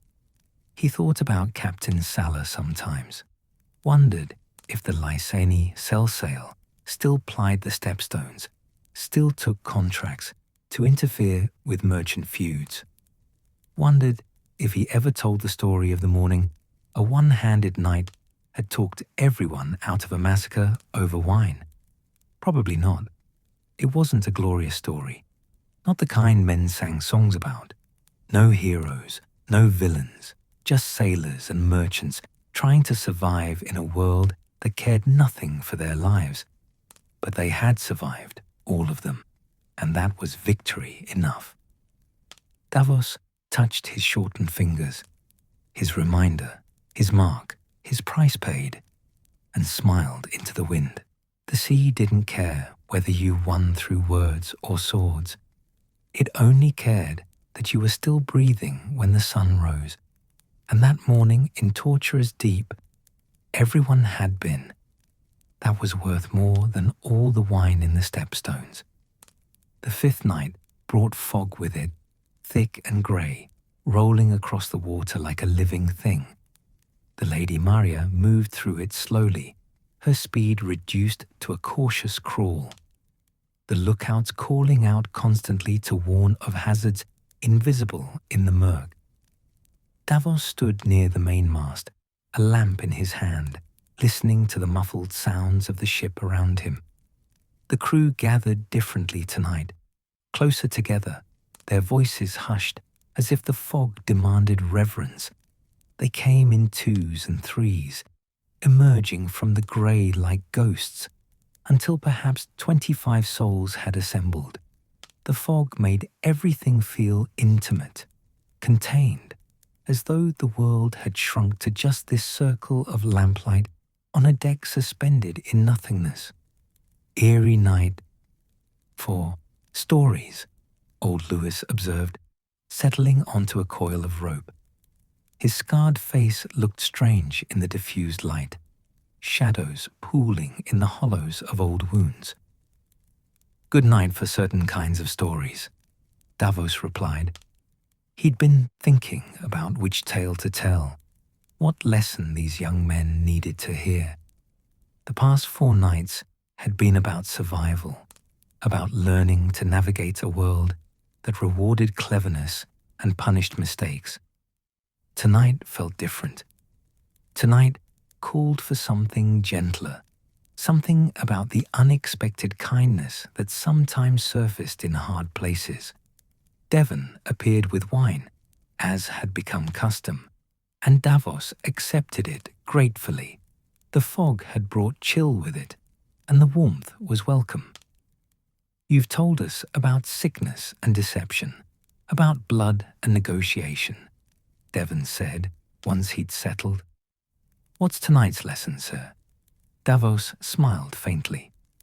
Tonight, I'll tell you about the time I learned that kindness has no borders, and that sometimes the gods, old or new, work through the most unexpected people. The gathered sailors leaned in, their faces pale shapes in the lamplight. The fog pressed close around them, muffling even the sound of the sea. This would have been perhaps 8 years ago, Davos began, early in my service to Lord Stannis, when I was still learning what it meant to be a knight instead of just a smuggler with a title. I'd been sent north on the Black Beether, not smuggling this time, but on legitimate business for Dragonstone. Lord Stannis needed to establish trade relationships with the northern houses, and he'd sent me to White Harbour to negotiate with Lord Wyman Manderley. White Harbour's a long way north, Allard observed, especially for a man from the Stormlands. It was, Davos agreed, further than I'd ever sailed before. I knew the Stepstones and the Free Cities, knew every cove between King's Landing and Dawn, but the north was foreign to me. Different people, different customs, different gods. He took a sip of wine, remembering that voyage. The negotiations in White Harbour went well enough. Lord Wyman was gracious, even friendly. He understood the value of southern trade, and Stannis was offering fair terms.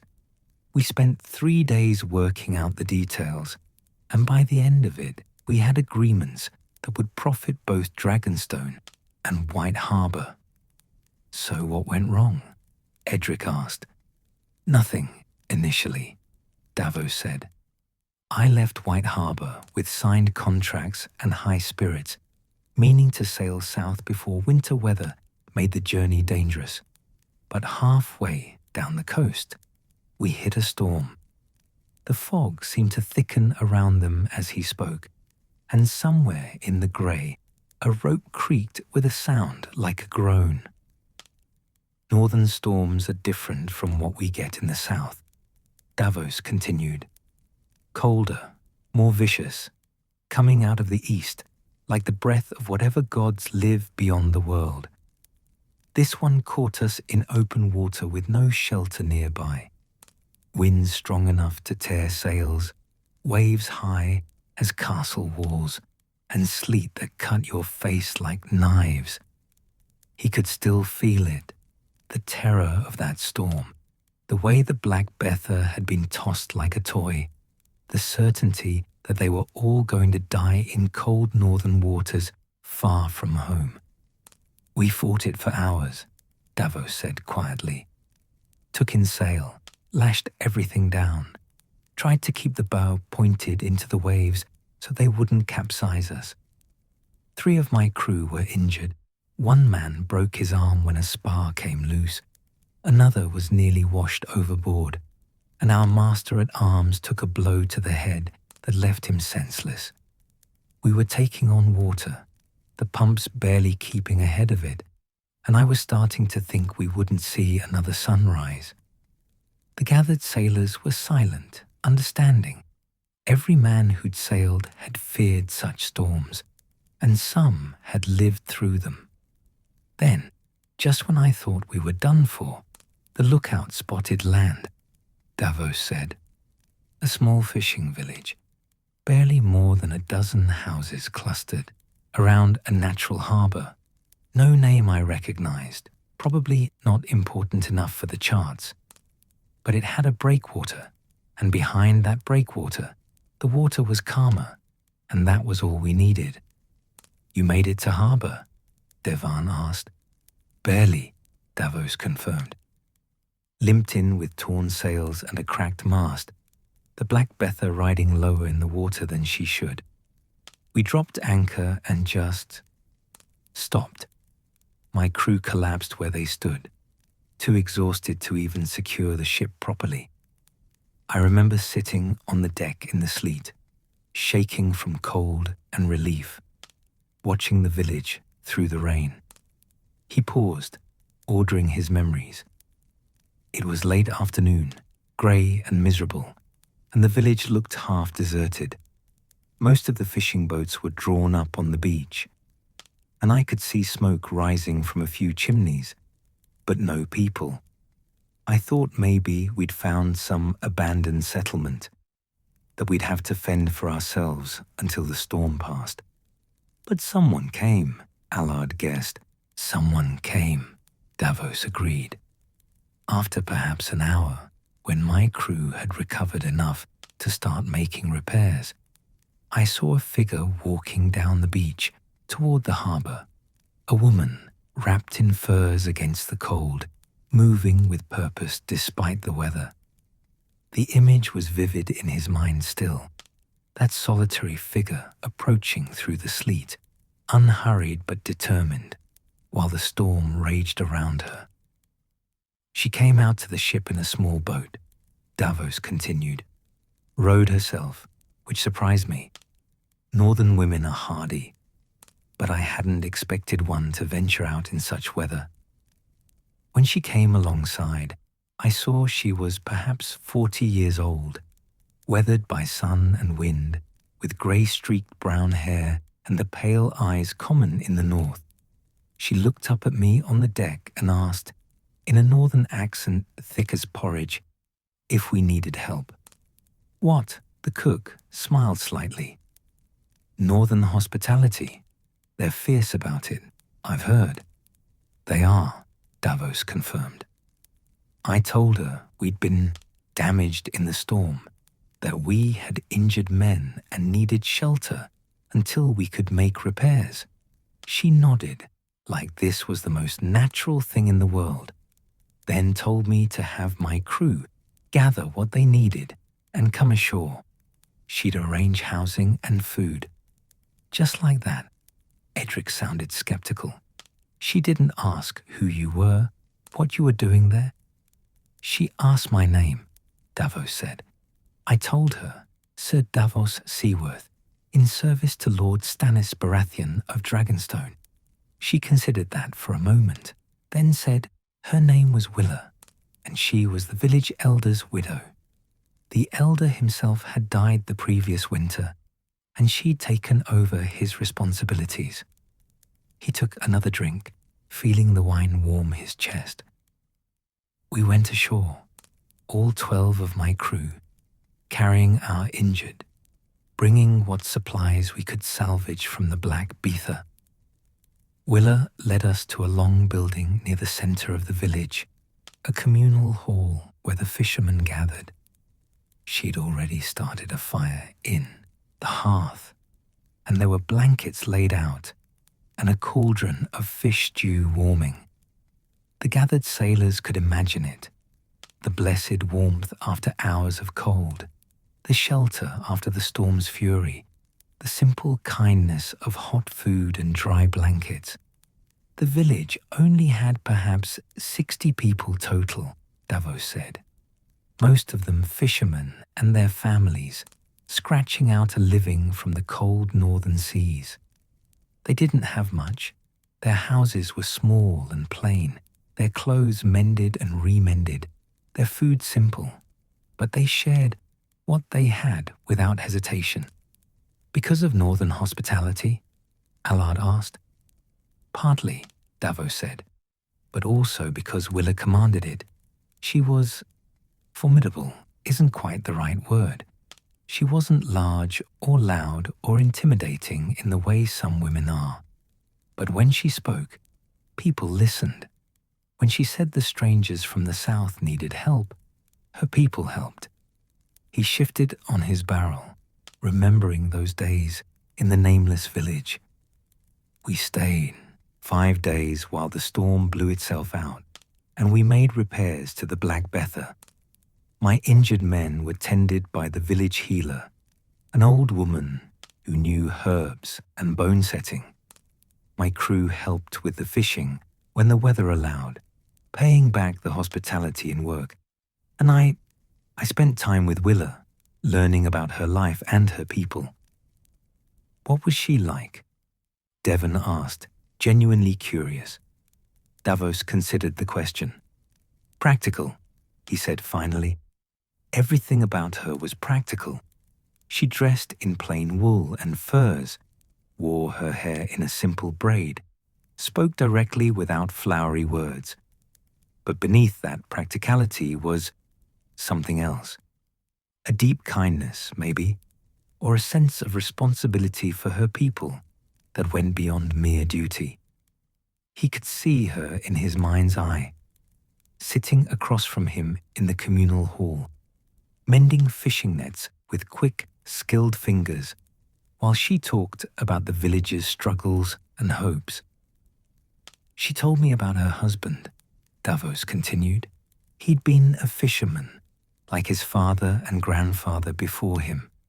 Not wealthy, not important in the grand scheme of things, but respected in the village for his fairness and wisdom. When he died, taken by a fever the previous winter, the villagers had looked to Willa to guide them, and she'd accepted the burden without complaint.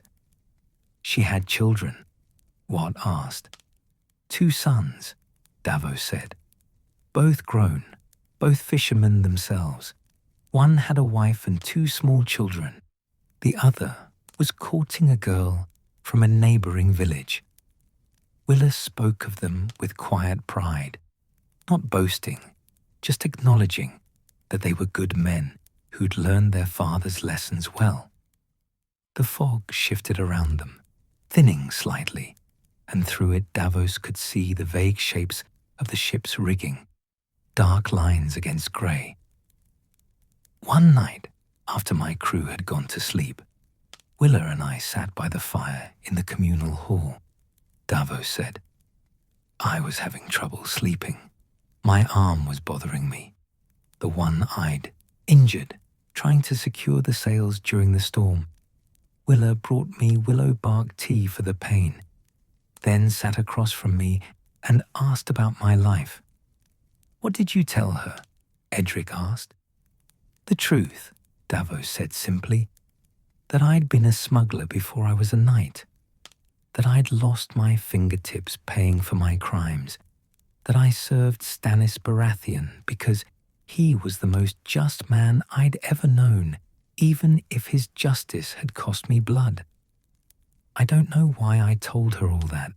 I barely knew her, and my past wasn't something I usually discussed with strangers.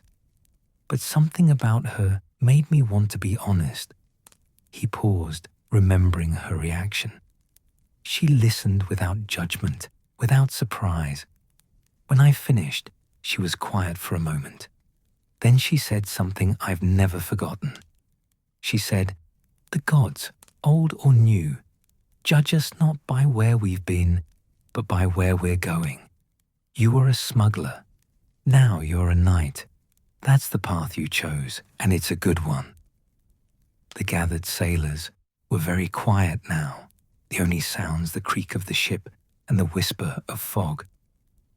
I asked her which gods she followed. Davos continued. The north keeps the old gods, I knew, but I wanted to hear it from her. She smiled, one of the few times I saw her smile. and said she followed both.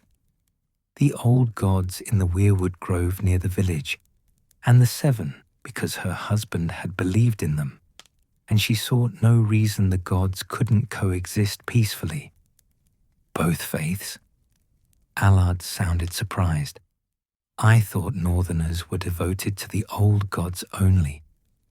Most are, Davos agreed, but Willa said the world was too large and strange for any one faith to hold all the truth.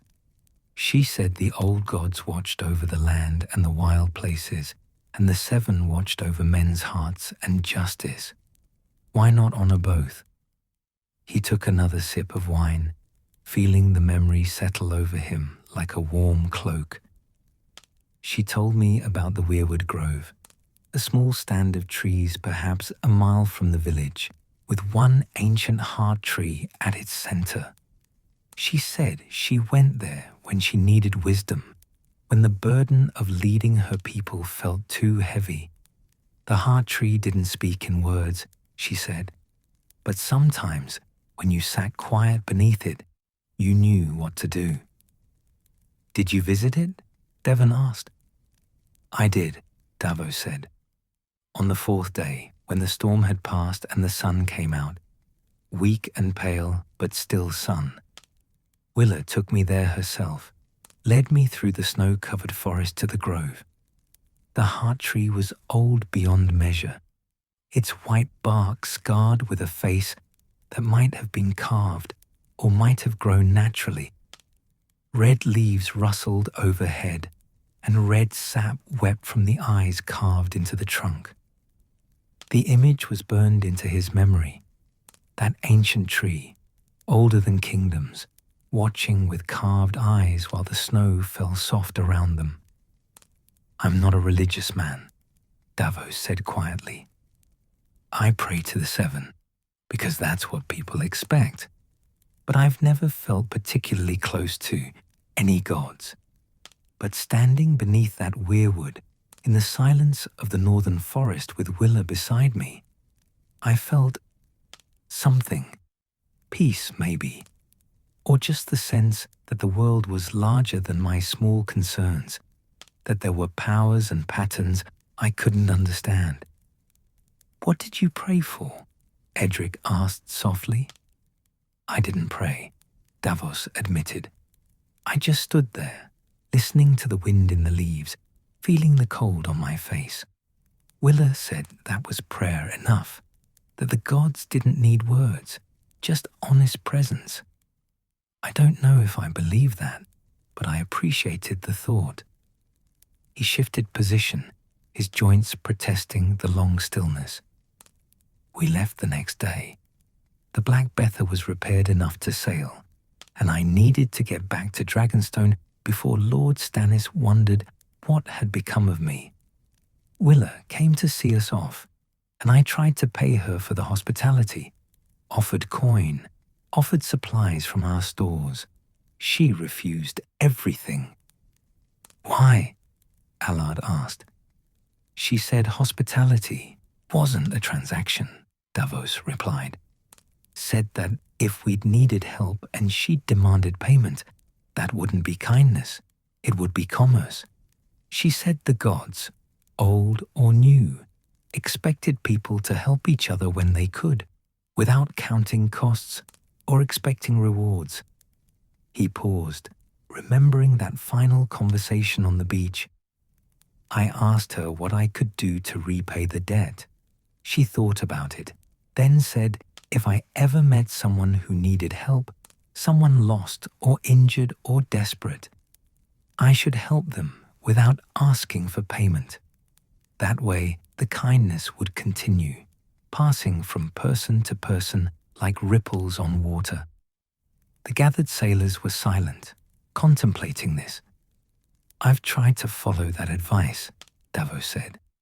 Not always successfully. I'm still a man who needs to feed his family, and I can't give away everything I have. But when I can help without cost to myself, I do. When I see someone struggling, I remember Willa and her village. Remember how they helped. strangers in a storm, without hesitation. Do you know what became of her? Devon asked. The village, her sons? No, Davos admitted, and there was regret in his voice.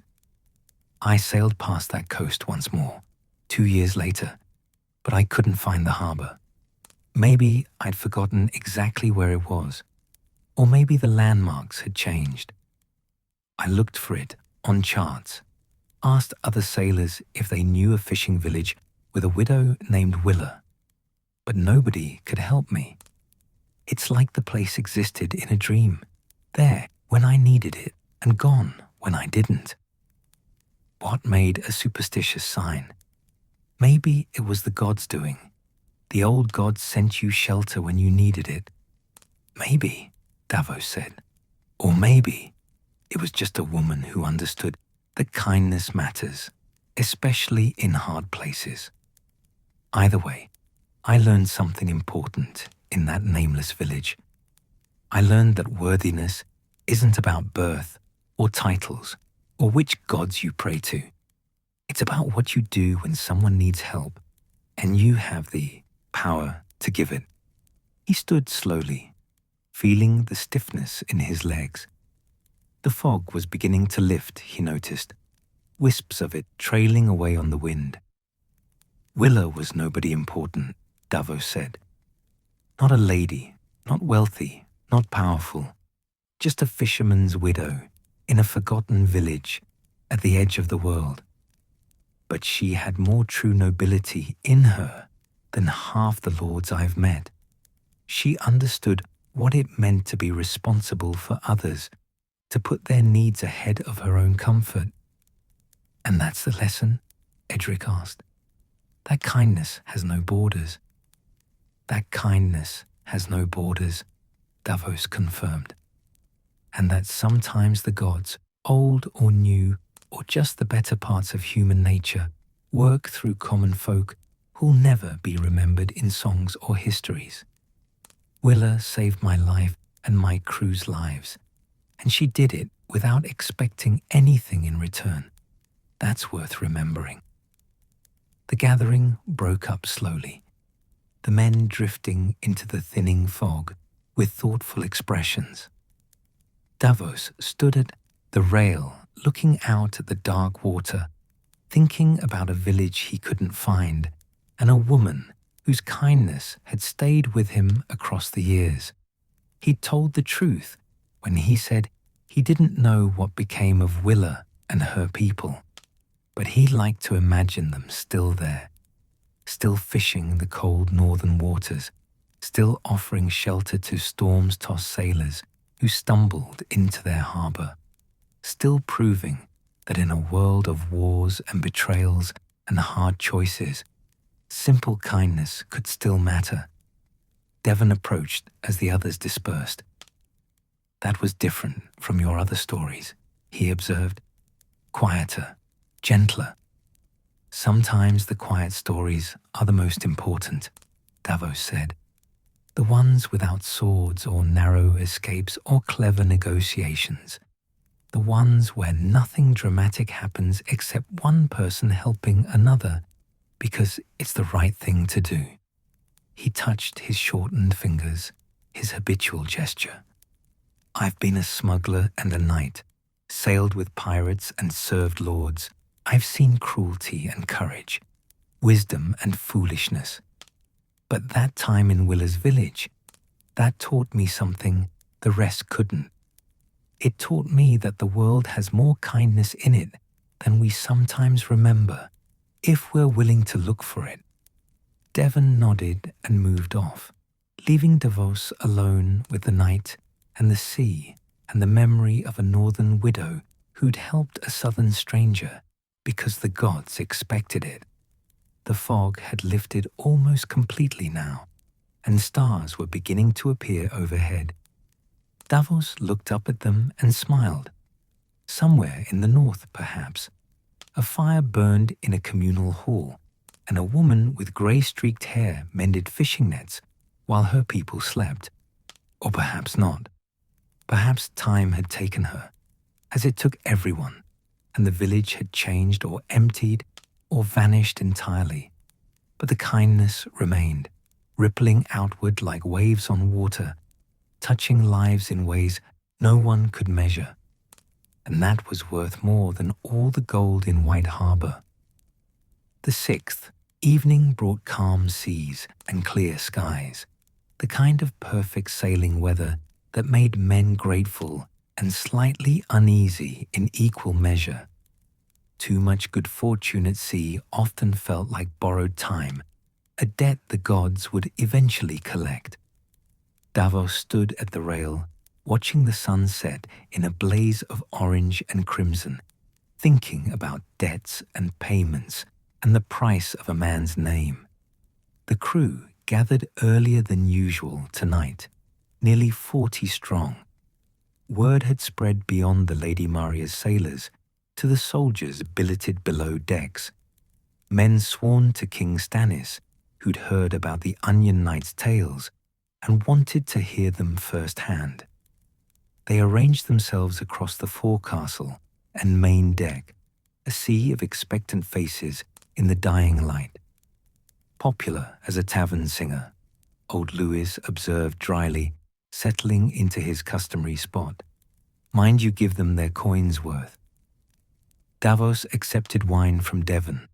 The fourth night in a row the young man had brought it, a ritual now, and surveyed the gathered crowd.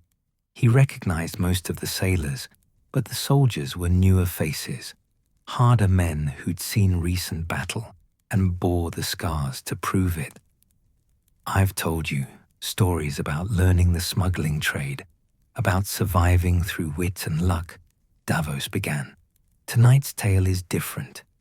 It's about something I witnessed rather than experienced, a dispute between two men over something that shouldn't have mattered but did. It taught me that a man's worth isn't in his name, though some will never see past the birth. The soldiers stirred at that, several of them exchanging glances. Bastards and low-born men filled Stannis' ranks more than most armies. The Baratheon cause attracted those with more loyalty than prospects, men who fought for a hard king, who judged them by merit rather than birth. This would have been 3 years ago, Davos continued, just before the War of the Five Kings began, when King Robert still sat the Iron Throne, and most of us didn't know the storm that was coming. I was in King's Landing on business for Lord Stannis. Nothing dramatic, just negotiating dock fees and trade agreements. Dull work, but necessary. He took a sip of wine, ordering his thoughts. I was staying in a tavern near the waterfront, the kind of place where sailors and merchants mixed with sellswords and minor lordlings looking for cheap wine. One evening, I was in the common room having supper when an argument broke out at the next table. Over what? Allard asked. Over command of a trading vessel, Davos said. There were 2 men involved. One was a ship's captain named Aurain, base-born but experienced, who'd been sailing cargo ships for a decade. The other was a minor knight, Sir Harwin, of some small keep in the Reach, whose name I've forgotten. Sir Harwin's father had died recently, and among his modest inheritance was a single trading cog currently docked in King's Landing. The gathered men leaned forward slightly, sensing the shape of the conflict. Aurain had been captaining that cog for 3 years, Davos continued. He knew the ship, knew the crew, knew the trade routes and the buyers in every port from Old Town to Bravos. He'd made the previous lord, Sir Harwin's father, a tidy profit, enough that the old man had promised Aurain a partnership, a share of ownership in writing, once Aurain had served 5 years. But the father died before the 5 years were up, Edric guessed. Exactly, Davos confirmed. And Sir Harwin, the new lord, had no interest in honouring his father's promise. He said Aurane was just a hired captain, easily replaced. Said he planned to sell the cog and use the coin to improve his keep, maybe buy some horses for his household guard. Wat, the cook, spat over the rail. Typical lordling, no honor in him. That's what Aurane thought, Davos said. He argued that he'd served faithfully, that the promise had been made in good faith, that taking away the partnership now was theft. Sir Harwin countered that a baseborn ship's captain had no business making demands of a knight, that Aurane should be grateful he'd had employment at all. The tension in the listening crowd was palpable. Many of them were baseborn themselves, had faced similar dismissals from men who thought birth mattered more than ability. The argument grew heated, Davos said. Voices raised, hands going to sword hilts. The tavern keeper was starting to look nervous. Fights over honor often ended in blood, and blood was bad for business. I was about to mind my own affairs and finish my supper when Aurane said something that caught my attention. He paused, remembering the moment. He said, "My father might have been a bastard and my mother a tavern girl, but I've made myself into a captain through my own skill. What have you made yourself into, Sir Harwin, beyond your father's son?" Several of the soldiers grinned at that. It was a bold thing to say to a knight, even a minor one. Sir Harwin went red as a beet. Davos continued, drew his sword halfway before the tavern keeper threatened to call the gold cloaks. Then he pointed at Aurane and said he'd better be gone from King's Landing by morning, because if Sir Harwin saw him again, he'd have him arrested for insolence to a nobleman. Could he do that? Allard asked. Have a man arrested just for arguing? In King's Landing? Probably, Davos said. The gold cloaks don't ask too many questions when a knight makes a complaint against a baseborn sailor. Aurane knew it too.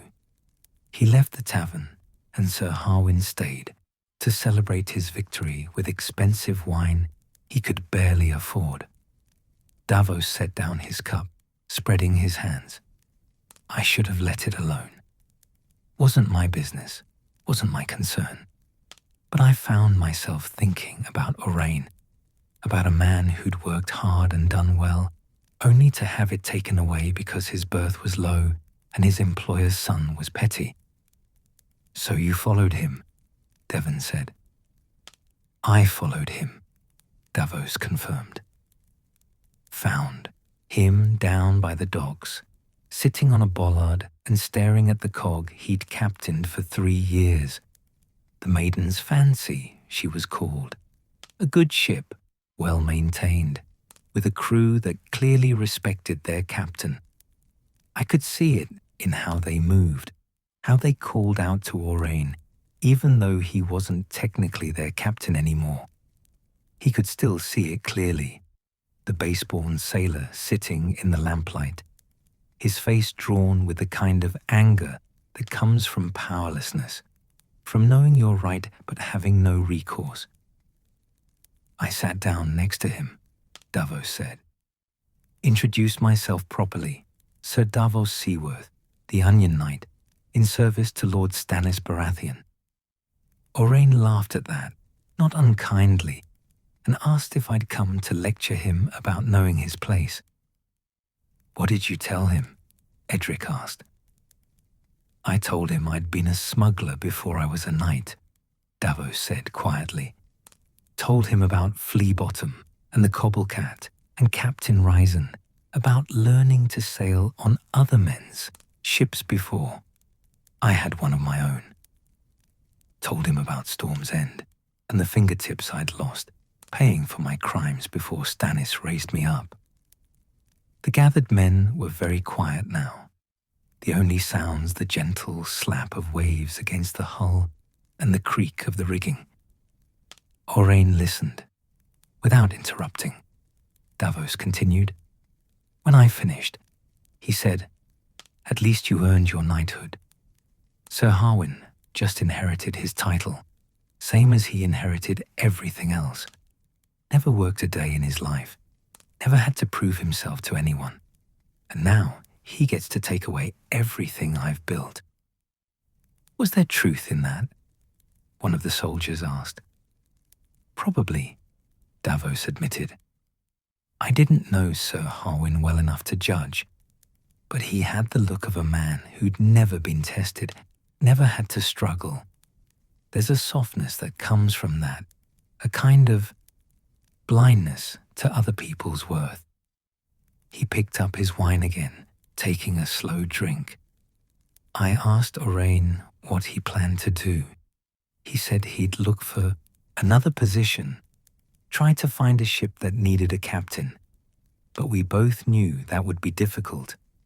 Word would spread that he'd argued with a knight, that he'd been dismissed from his previous post. Merchants and lords would be wary of hiring him. So you helped him, Devon said. It wasn't a question. I tried to, Davos said. First, I went back to the tavern and found Sir Harwin, still drinking. I bought him a cup of wine, Arbor Gold, better than what he'd been having, and I sat down across from him. Several of the listeners chuckled at that, appreciating the tactic. I told him I'd heard about his inheritance, Davos continued, congratulated him on his good fortune, let him talk about his plans, the horses he wanted to buy, the improvements to his keep. He was young, maybe 25, and full of the kind of ambition that comes from suddenly having resources you've never had before. Then you made your move, old Lewis said, his scarred face knowing. Then I suggested that selling the maiden's fancy might not be the wisest choice, Davos said. I pointed out that a trading cog, properly managed, could provide steady income for years, much more profitable in the long run than selling her for a lump sum. He started to argue, said he needed the coin now, that he didn't know anything about shipping. Davos smiled slightly. That's when I mentioned that the ship already had an experienced captain who knew the trade routes and had proven himself profitable. All Sir Harwin would need to do was sit back and collect his share of the earnings. Orain, Allard said. Oran, Davos confirmed.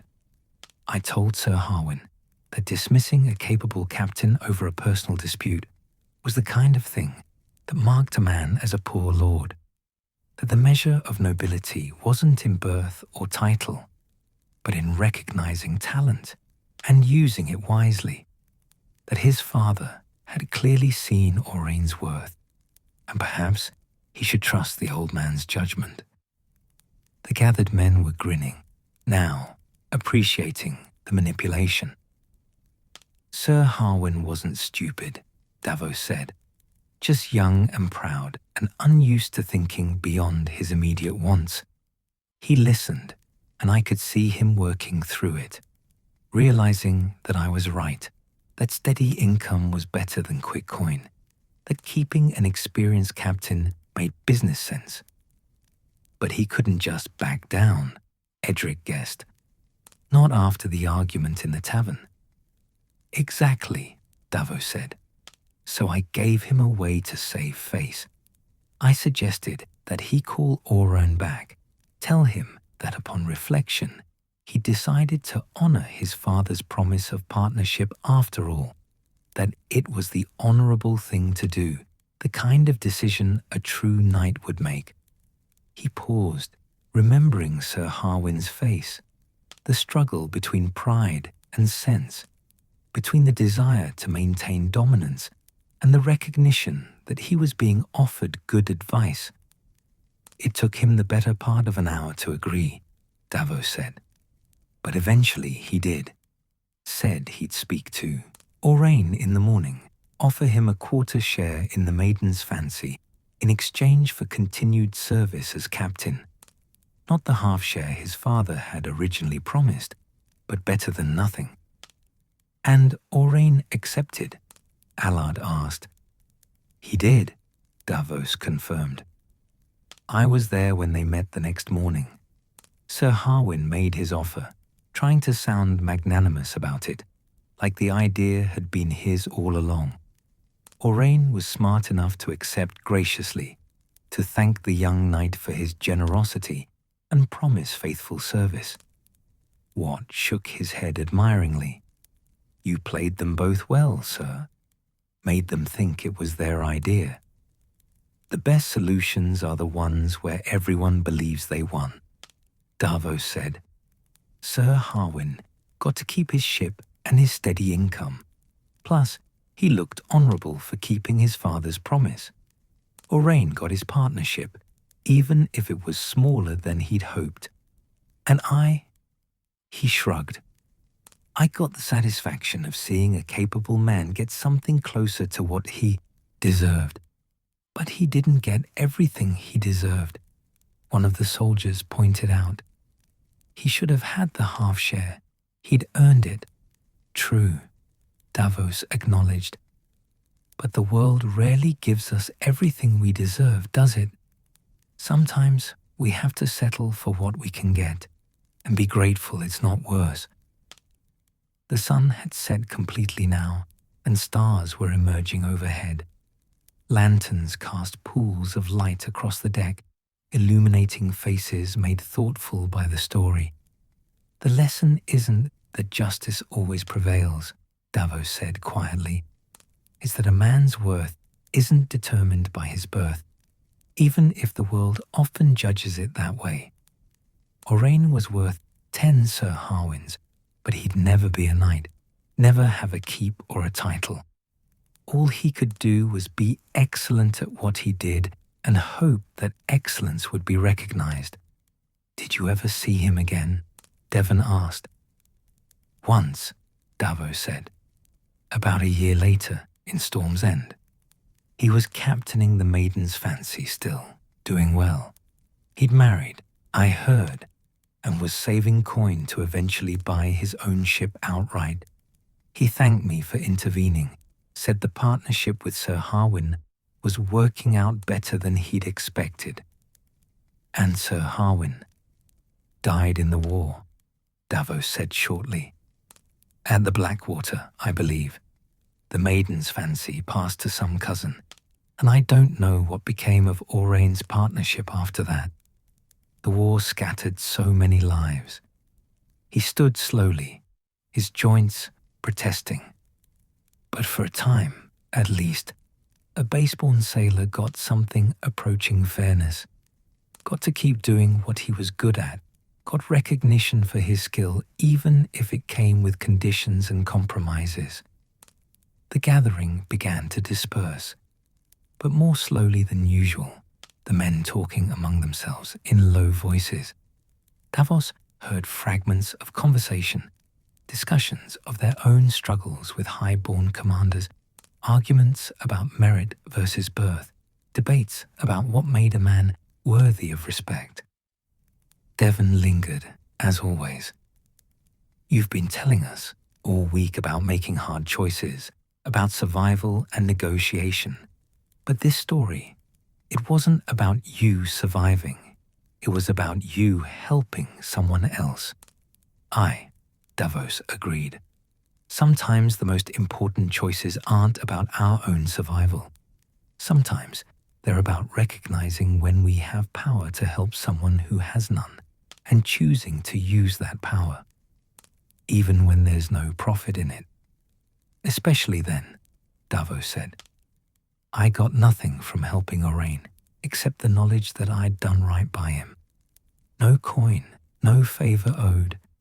Nothing but the satisfaction of seeing a capable man get closer to what he'd earned.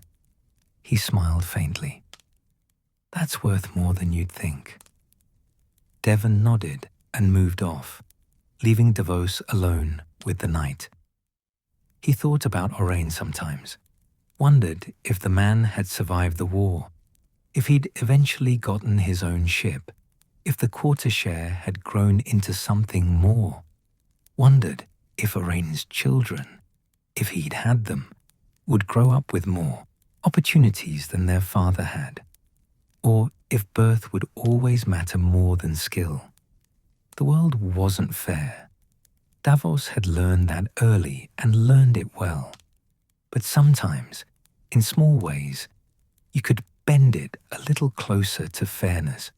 Sometimes you could help a base-born sailor keep his partnership, or a widow's village survive a storm, or a garrison hold out against starvation. It wasn't much. It wouldn't change the world. But it mattered to the people involved, and that was enough. Davos touched his shortened fingers and turned toward the companionway. Tomorrow night, he'd tell them the hardest story, the darkest tale he had, about loss and survival, and what it meant to keep sailing when the winds turned against you. But tonight, he was content with the memory of a small victory for a good man. That was worth remembering. The seventh evening brought an unnatural stillness to the sea. The water lay flat as hammered steel, reflecting the grey sky above like a mirror. No wind stirred. The Lady Maria's sails and the ship drifted on the current, becalmed and waiting. It felt like the world was holding its breath, and every sailor aboard knew what that meant. A storm was coming, or a battle, or both. Davos stood at the rail as dusk approached, watching the horizon for signs of change. Behind him, he heard the crew gathering for what would be the last night of stories. Tomorrow, they would reach their destination, whatever that might be, and the time for tales would end. The time for action would begin.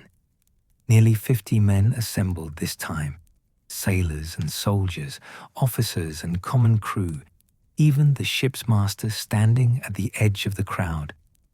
They came quietly, their faces solemn in the fading light, as if they sensed that tonight's story would be different from the others. Devon brought wine as usual, but his hand shook slightly as he poured. The young man was frightened, Davos realized. They all were.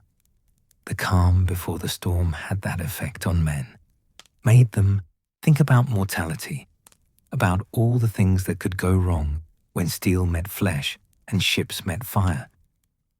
You've told us about your first voyage, about deception and storms and kindness, Devon said quietly once the gathering had settled, about negotiation and honor and helping those who needed it.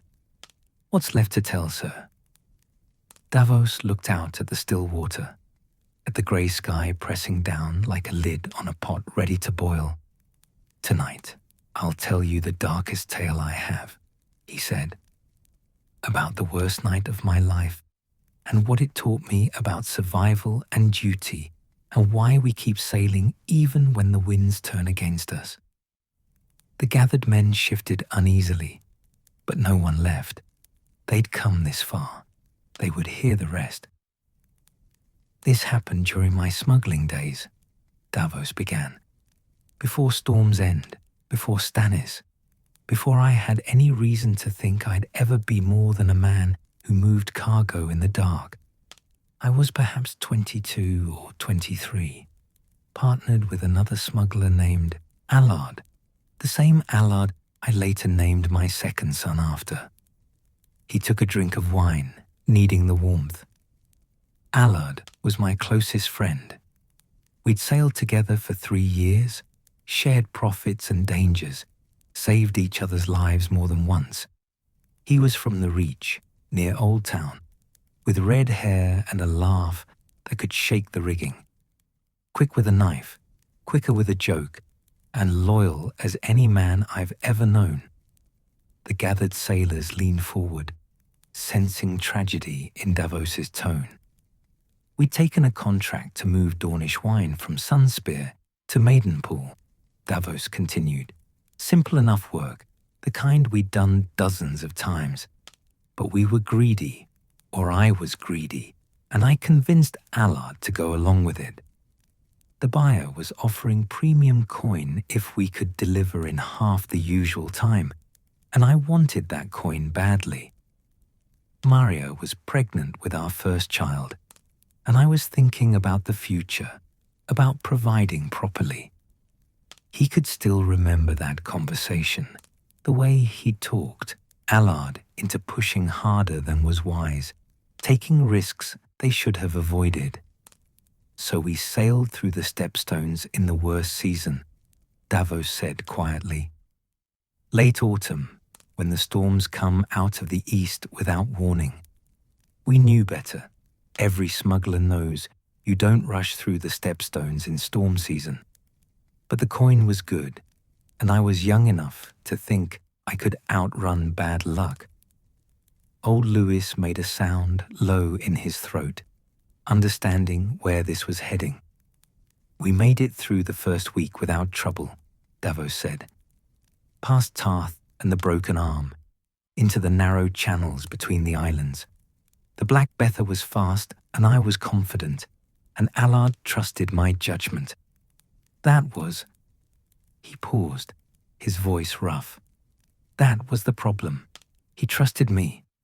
The still air seemed to press closer, and somewhere in the ship's belly a rope creaked like a groan. The storm hit us on the 8th day, Davos continued. Came out of nowhere, or what felt like nowhere. Probably I'd ignored the signs, too focused on speed to pay attention to the sky. One moment we were sailing in choppy water. The next moment the wind was shrieking, and the waves were tall as towers. He could see it still, would always see it. The wall of water rising against the darkening sky, the way the Black Bether had climbed that first massive wave and nearly capsized coming down the other side.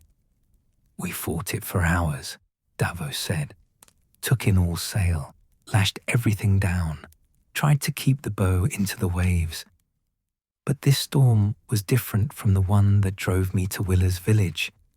This one was angry, vicious, like something alive and hungry. It wanted us dead. His hands were shaking now, and he gripped his cup harder to still them. We had 4 crew besides Allard and myself. Good men, experienced sailors.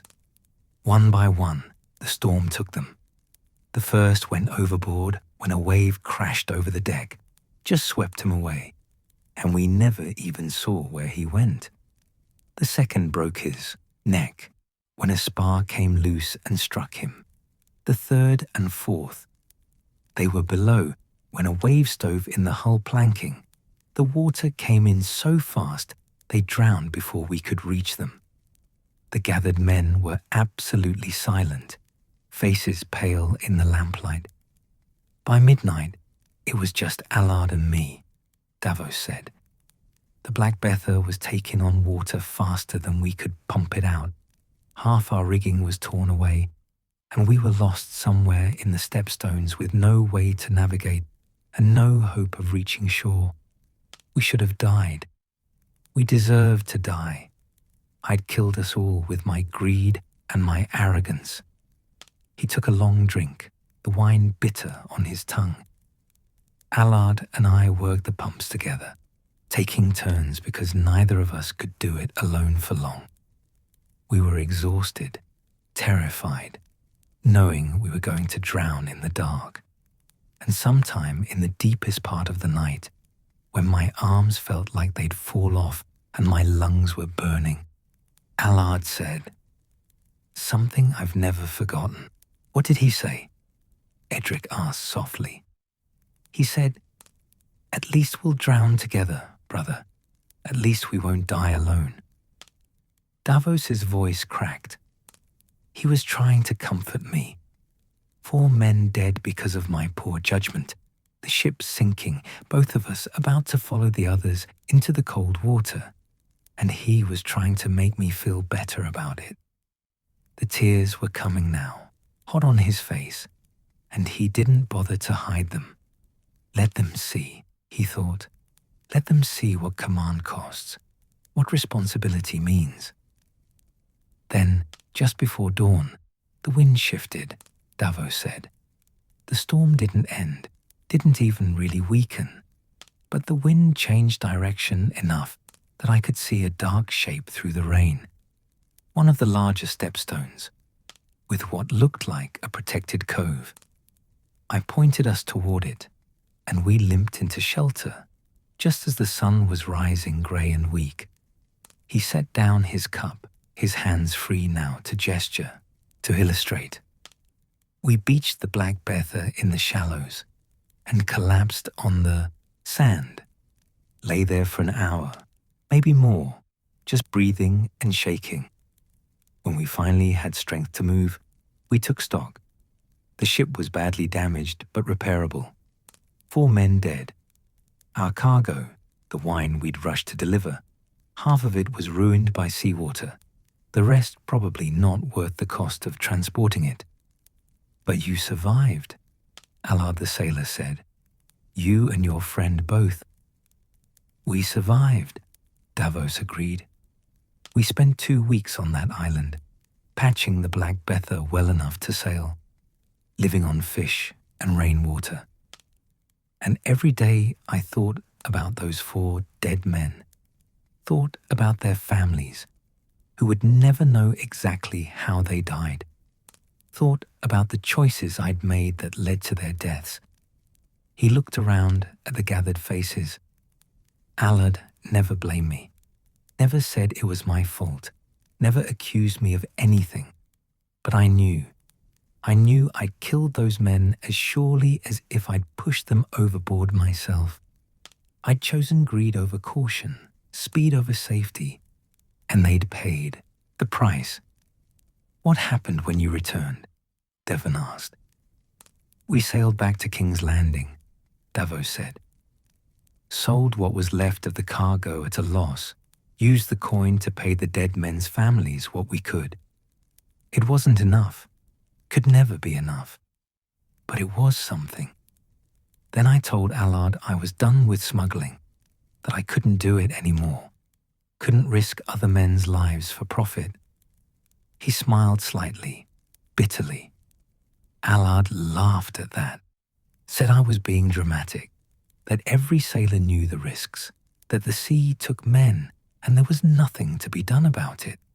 He said we should learn from the mistake and move on, that dwelling on it would drive me mad. But you didn't move on, old Lewis said. It wasn't a question. I tried, Davos admitted. Kept sailing, kept smuggling, because it was the only trade I knew and I had a family to feed. But something had changed. I was more careful, more cautious. I turned down contracts that seemed too risky, refused to push my crew beyond safe limits. Other smugglers started calling me overcautious, said I'd lost my nerve.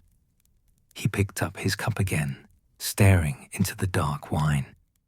Then came Storm's End, and when I ran that blockade, when I risked my life and my crew's lives to bring food to a starving garrison, I wasn't doing it for profit. I was doing it because... He paused, searching for words. Because I needed to know I could risk myself for something that mattered, that I could make a choice that might end in death, but wasn't about greed or coin. The gathered men were very quiet, understanding dawning on their faces. The sea took Allard eventually, Davos said quietly. 5 years after that storm, he was sailing for another smuggler and his ship went down in a squall of dragonstone. No survivors. When I heard, I thought about that night in the Stepstones, when he'd said we'd at least die together. But we didn't. He died alone, in the dark, in cold water, and I wasn't there. He looked around at the assembled crew, at the young faces and old, at the soldiers and sailors who'd come to hear his tales. I named my second son after him, Allard Seaworth, born 2 years after Storm's End, growing up on Cape Wrath with his brothers. He'll be a man now, maybe a sailor himself. I hope he's wiser than I was. I hope he knows when to be cautious and when to be brave. The still air seemed to shift slightly, and Davos felt rather than heard the change. A breath of wind from the east, the first stirring of weather to come. That's the lesson, I suppose, he said. The hardest one. The one I'm still learning. The sea takes all men eventually. Storms come, battles happen, and we can't control any of it. What we can control is how we sail while the wind is ours. Whether we choose profit over safety, greed over caution, whether we risk others for our own gain, or whether we risk ourselves for something that matters. He stood slowly, feeling every one of his years, every scar and ache and missing fingertip. Tomorrow will likely see battle. Some of you will die. That's the truth of war, and there's no sense pretending otherwise. But you'll die serving King Stannis, the most just man I've ever known, fighting for a cause that matters. That's not the same as dying for wine cargo in the Stepstones. That's not the same as drowning because your captain was greedy. The wind was picking up now, filling the sails slightly, moving the Lady Maria forward through the still water. The ship creaked and settled, coming alive again after the day's becalming. I can't promise you'll survive, Davos continued. Can't promise any of us will. But I can promise that the choices we make tomorrow, the courage we show, the duty we perform, those will matter to King Stannis, to the realm, to the people depending on us. That's worth sailing for. That's worth risking everything for. Devon stood, his young face determined, despite the fear Davos could still see in his eyes. Thank you, sir, for the stories, for the honesty, for not lying to us about what's coming, Allard added quietly. The gathering broke up slowly, the men moving to their posts or their rest with thoughtful expressions. But Davos noticed they stood straighter, moved with more purpose. The fear was still there, would always be there, but underneath it was something else. Resolution, perhaps. Understanding that their lives had meaning beyond mere survival. Old Lewis approached as the others dispersed. Dark tale for a dark time, he said. But they needed to hear it, needed to know that even the Onion Knight has failed, has lost men, has carried guilt. I'm still carrying it, Davos admitted. Still see those 4 men sometimes when I close my eyes. Still wonder if Allard cursed my name when his ship went down, remembered that storm and blamed me for not dying beside him like I should have. Probably he didn't, Lewis said. Probably he was too busy trying to survive to think about anything else.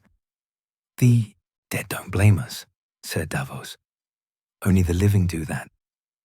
The old soldier moved off, leaving Davos alone at the rail. The wind was steady now, filling the sails properly, pushing the Lady Maria toward whatever tomorrow would bring. Somewhere ahead lay Stannis' war, the battles and choices and deaths that would define them all. Davos thought about the stories he'd told these past 7 nights, tales of learning and surviving, of kindness and negotiation, of paying prices and making choices. He'd given these men what wisdom he had, what lessons a smuggler turned knight could offer about navigating a dangerous world. Whether it would be enough, he didn't know. Whether they'd survive what was coming, he couldn't say. But he'd done what he could, given them honesty instead of false comfort, shared his failures along with his successes, shown them that even a landed knight with a reputation for honor was still just a man who'd made mistakes and tried to learn from them. He touched his shortened fingers, his reminder, his mark, his price paid for all the choices he'd made. The sea stretched dark ahead, and dawn would bring whatever it would bring. But tonight, for these last quiet hours before the storm, Davos Seaworth stood at the rail of the Lady Maria and allowed himself to hope that somewhere, in some place beyond the sea, Allard and those 4 dead sailors knew he'd tried to honor their memories, tried to be better than the greedy young smuggler who'd killed them with his arrogance, tried to be worthy of the second chance Stannis Baratheon had given him when he'd raised a flea-bottom smuggler to knighthood. The wind sang in the rigging, and the ship sailed on through the darkness, and Davos Seaworth, the Onion Knight, stood watch and waited for the dawn. Whatever came after, he would face it with the same honesty he'd shown his crew these 7 nights. That was all any man could do. That was enough.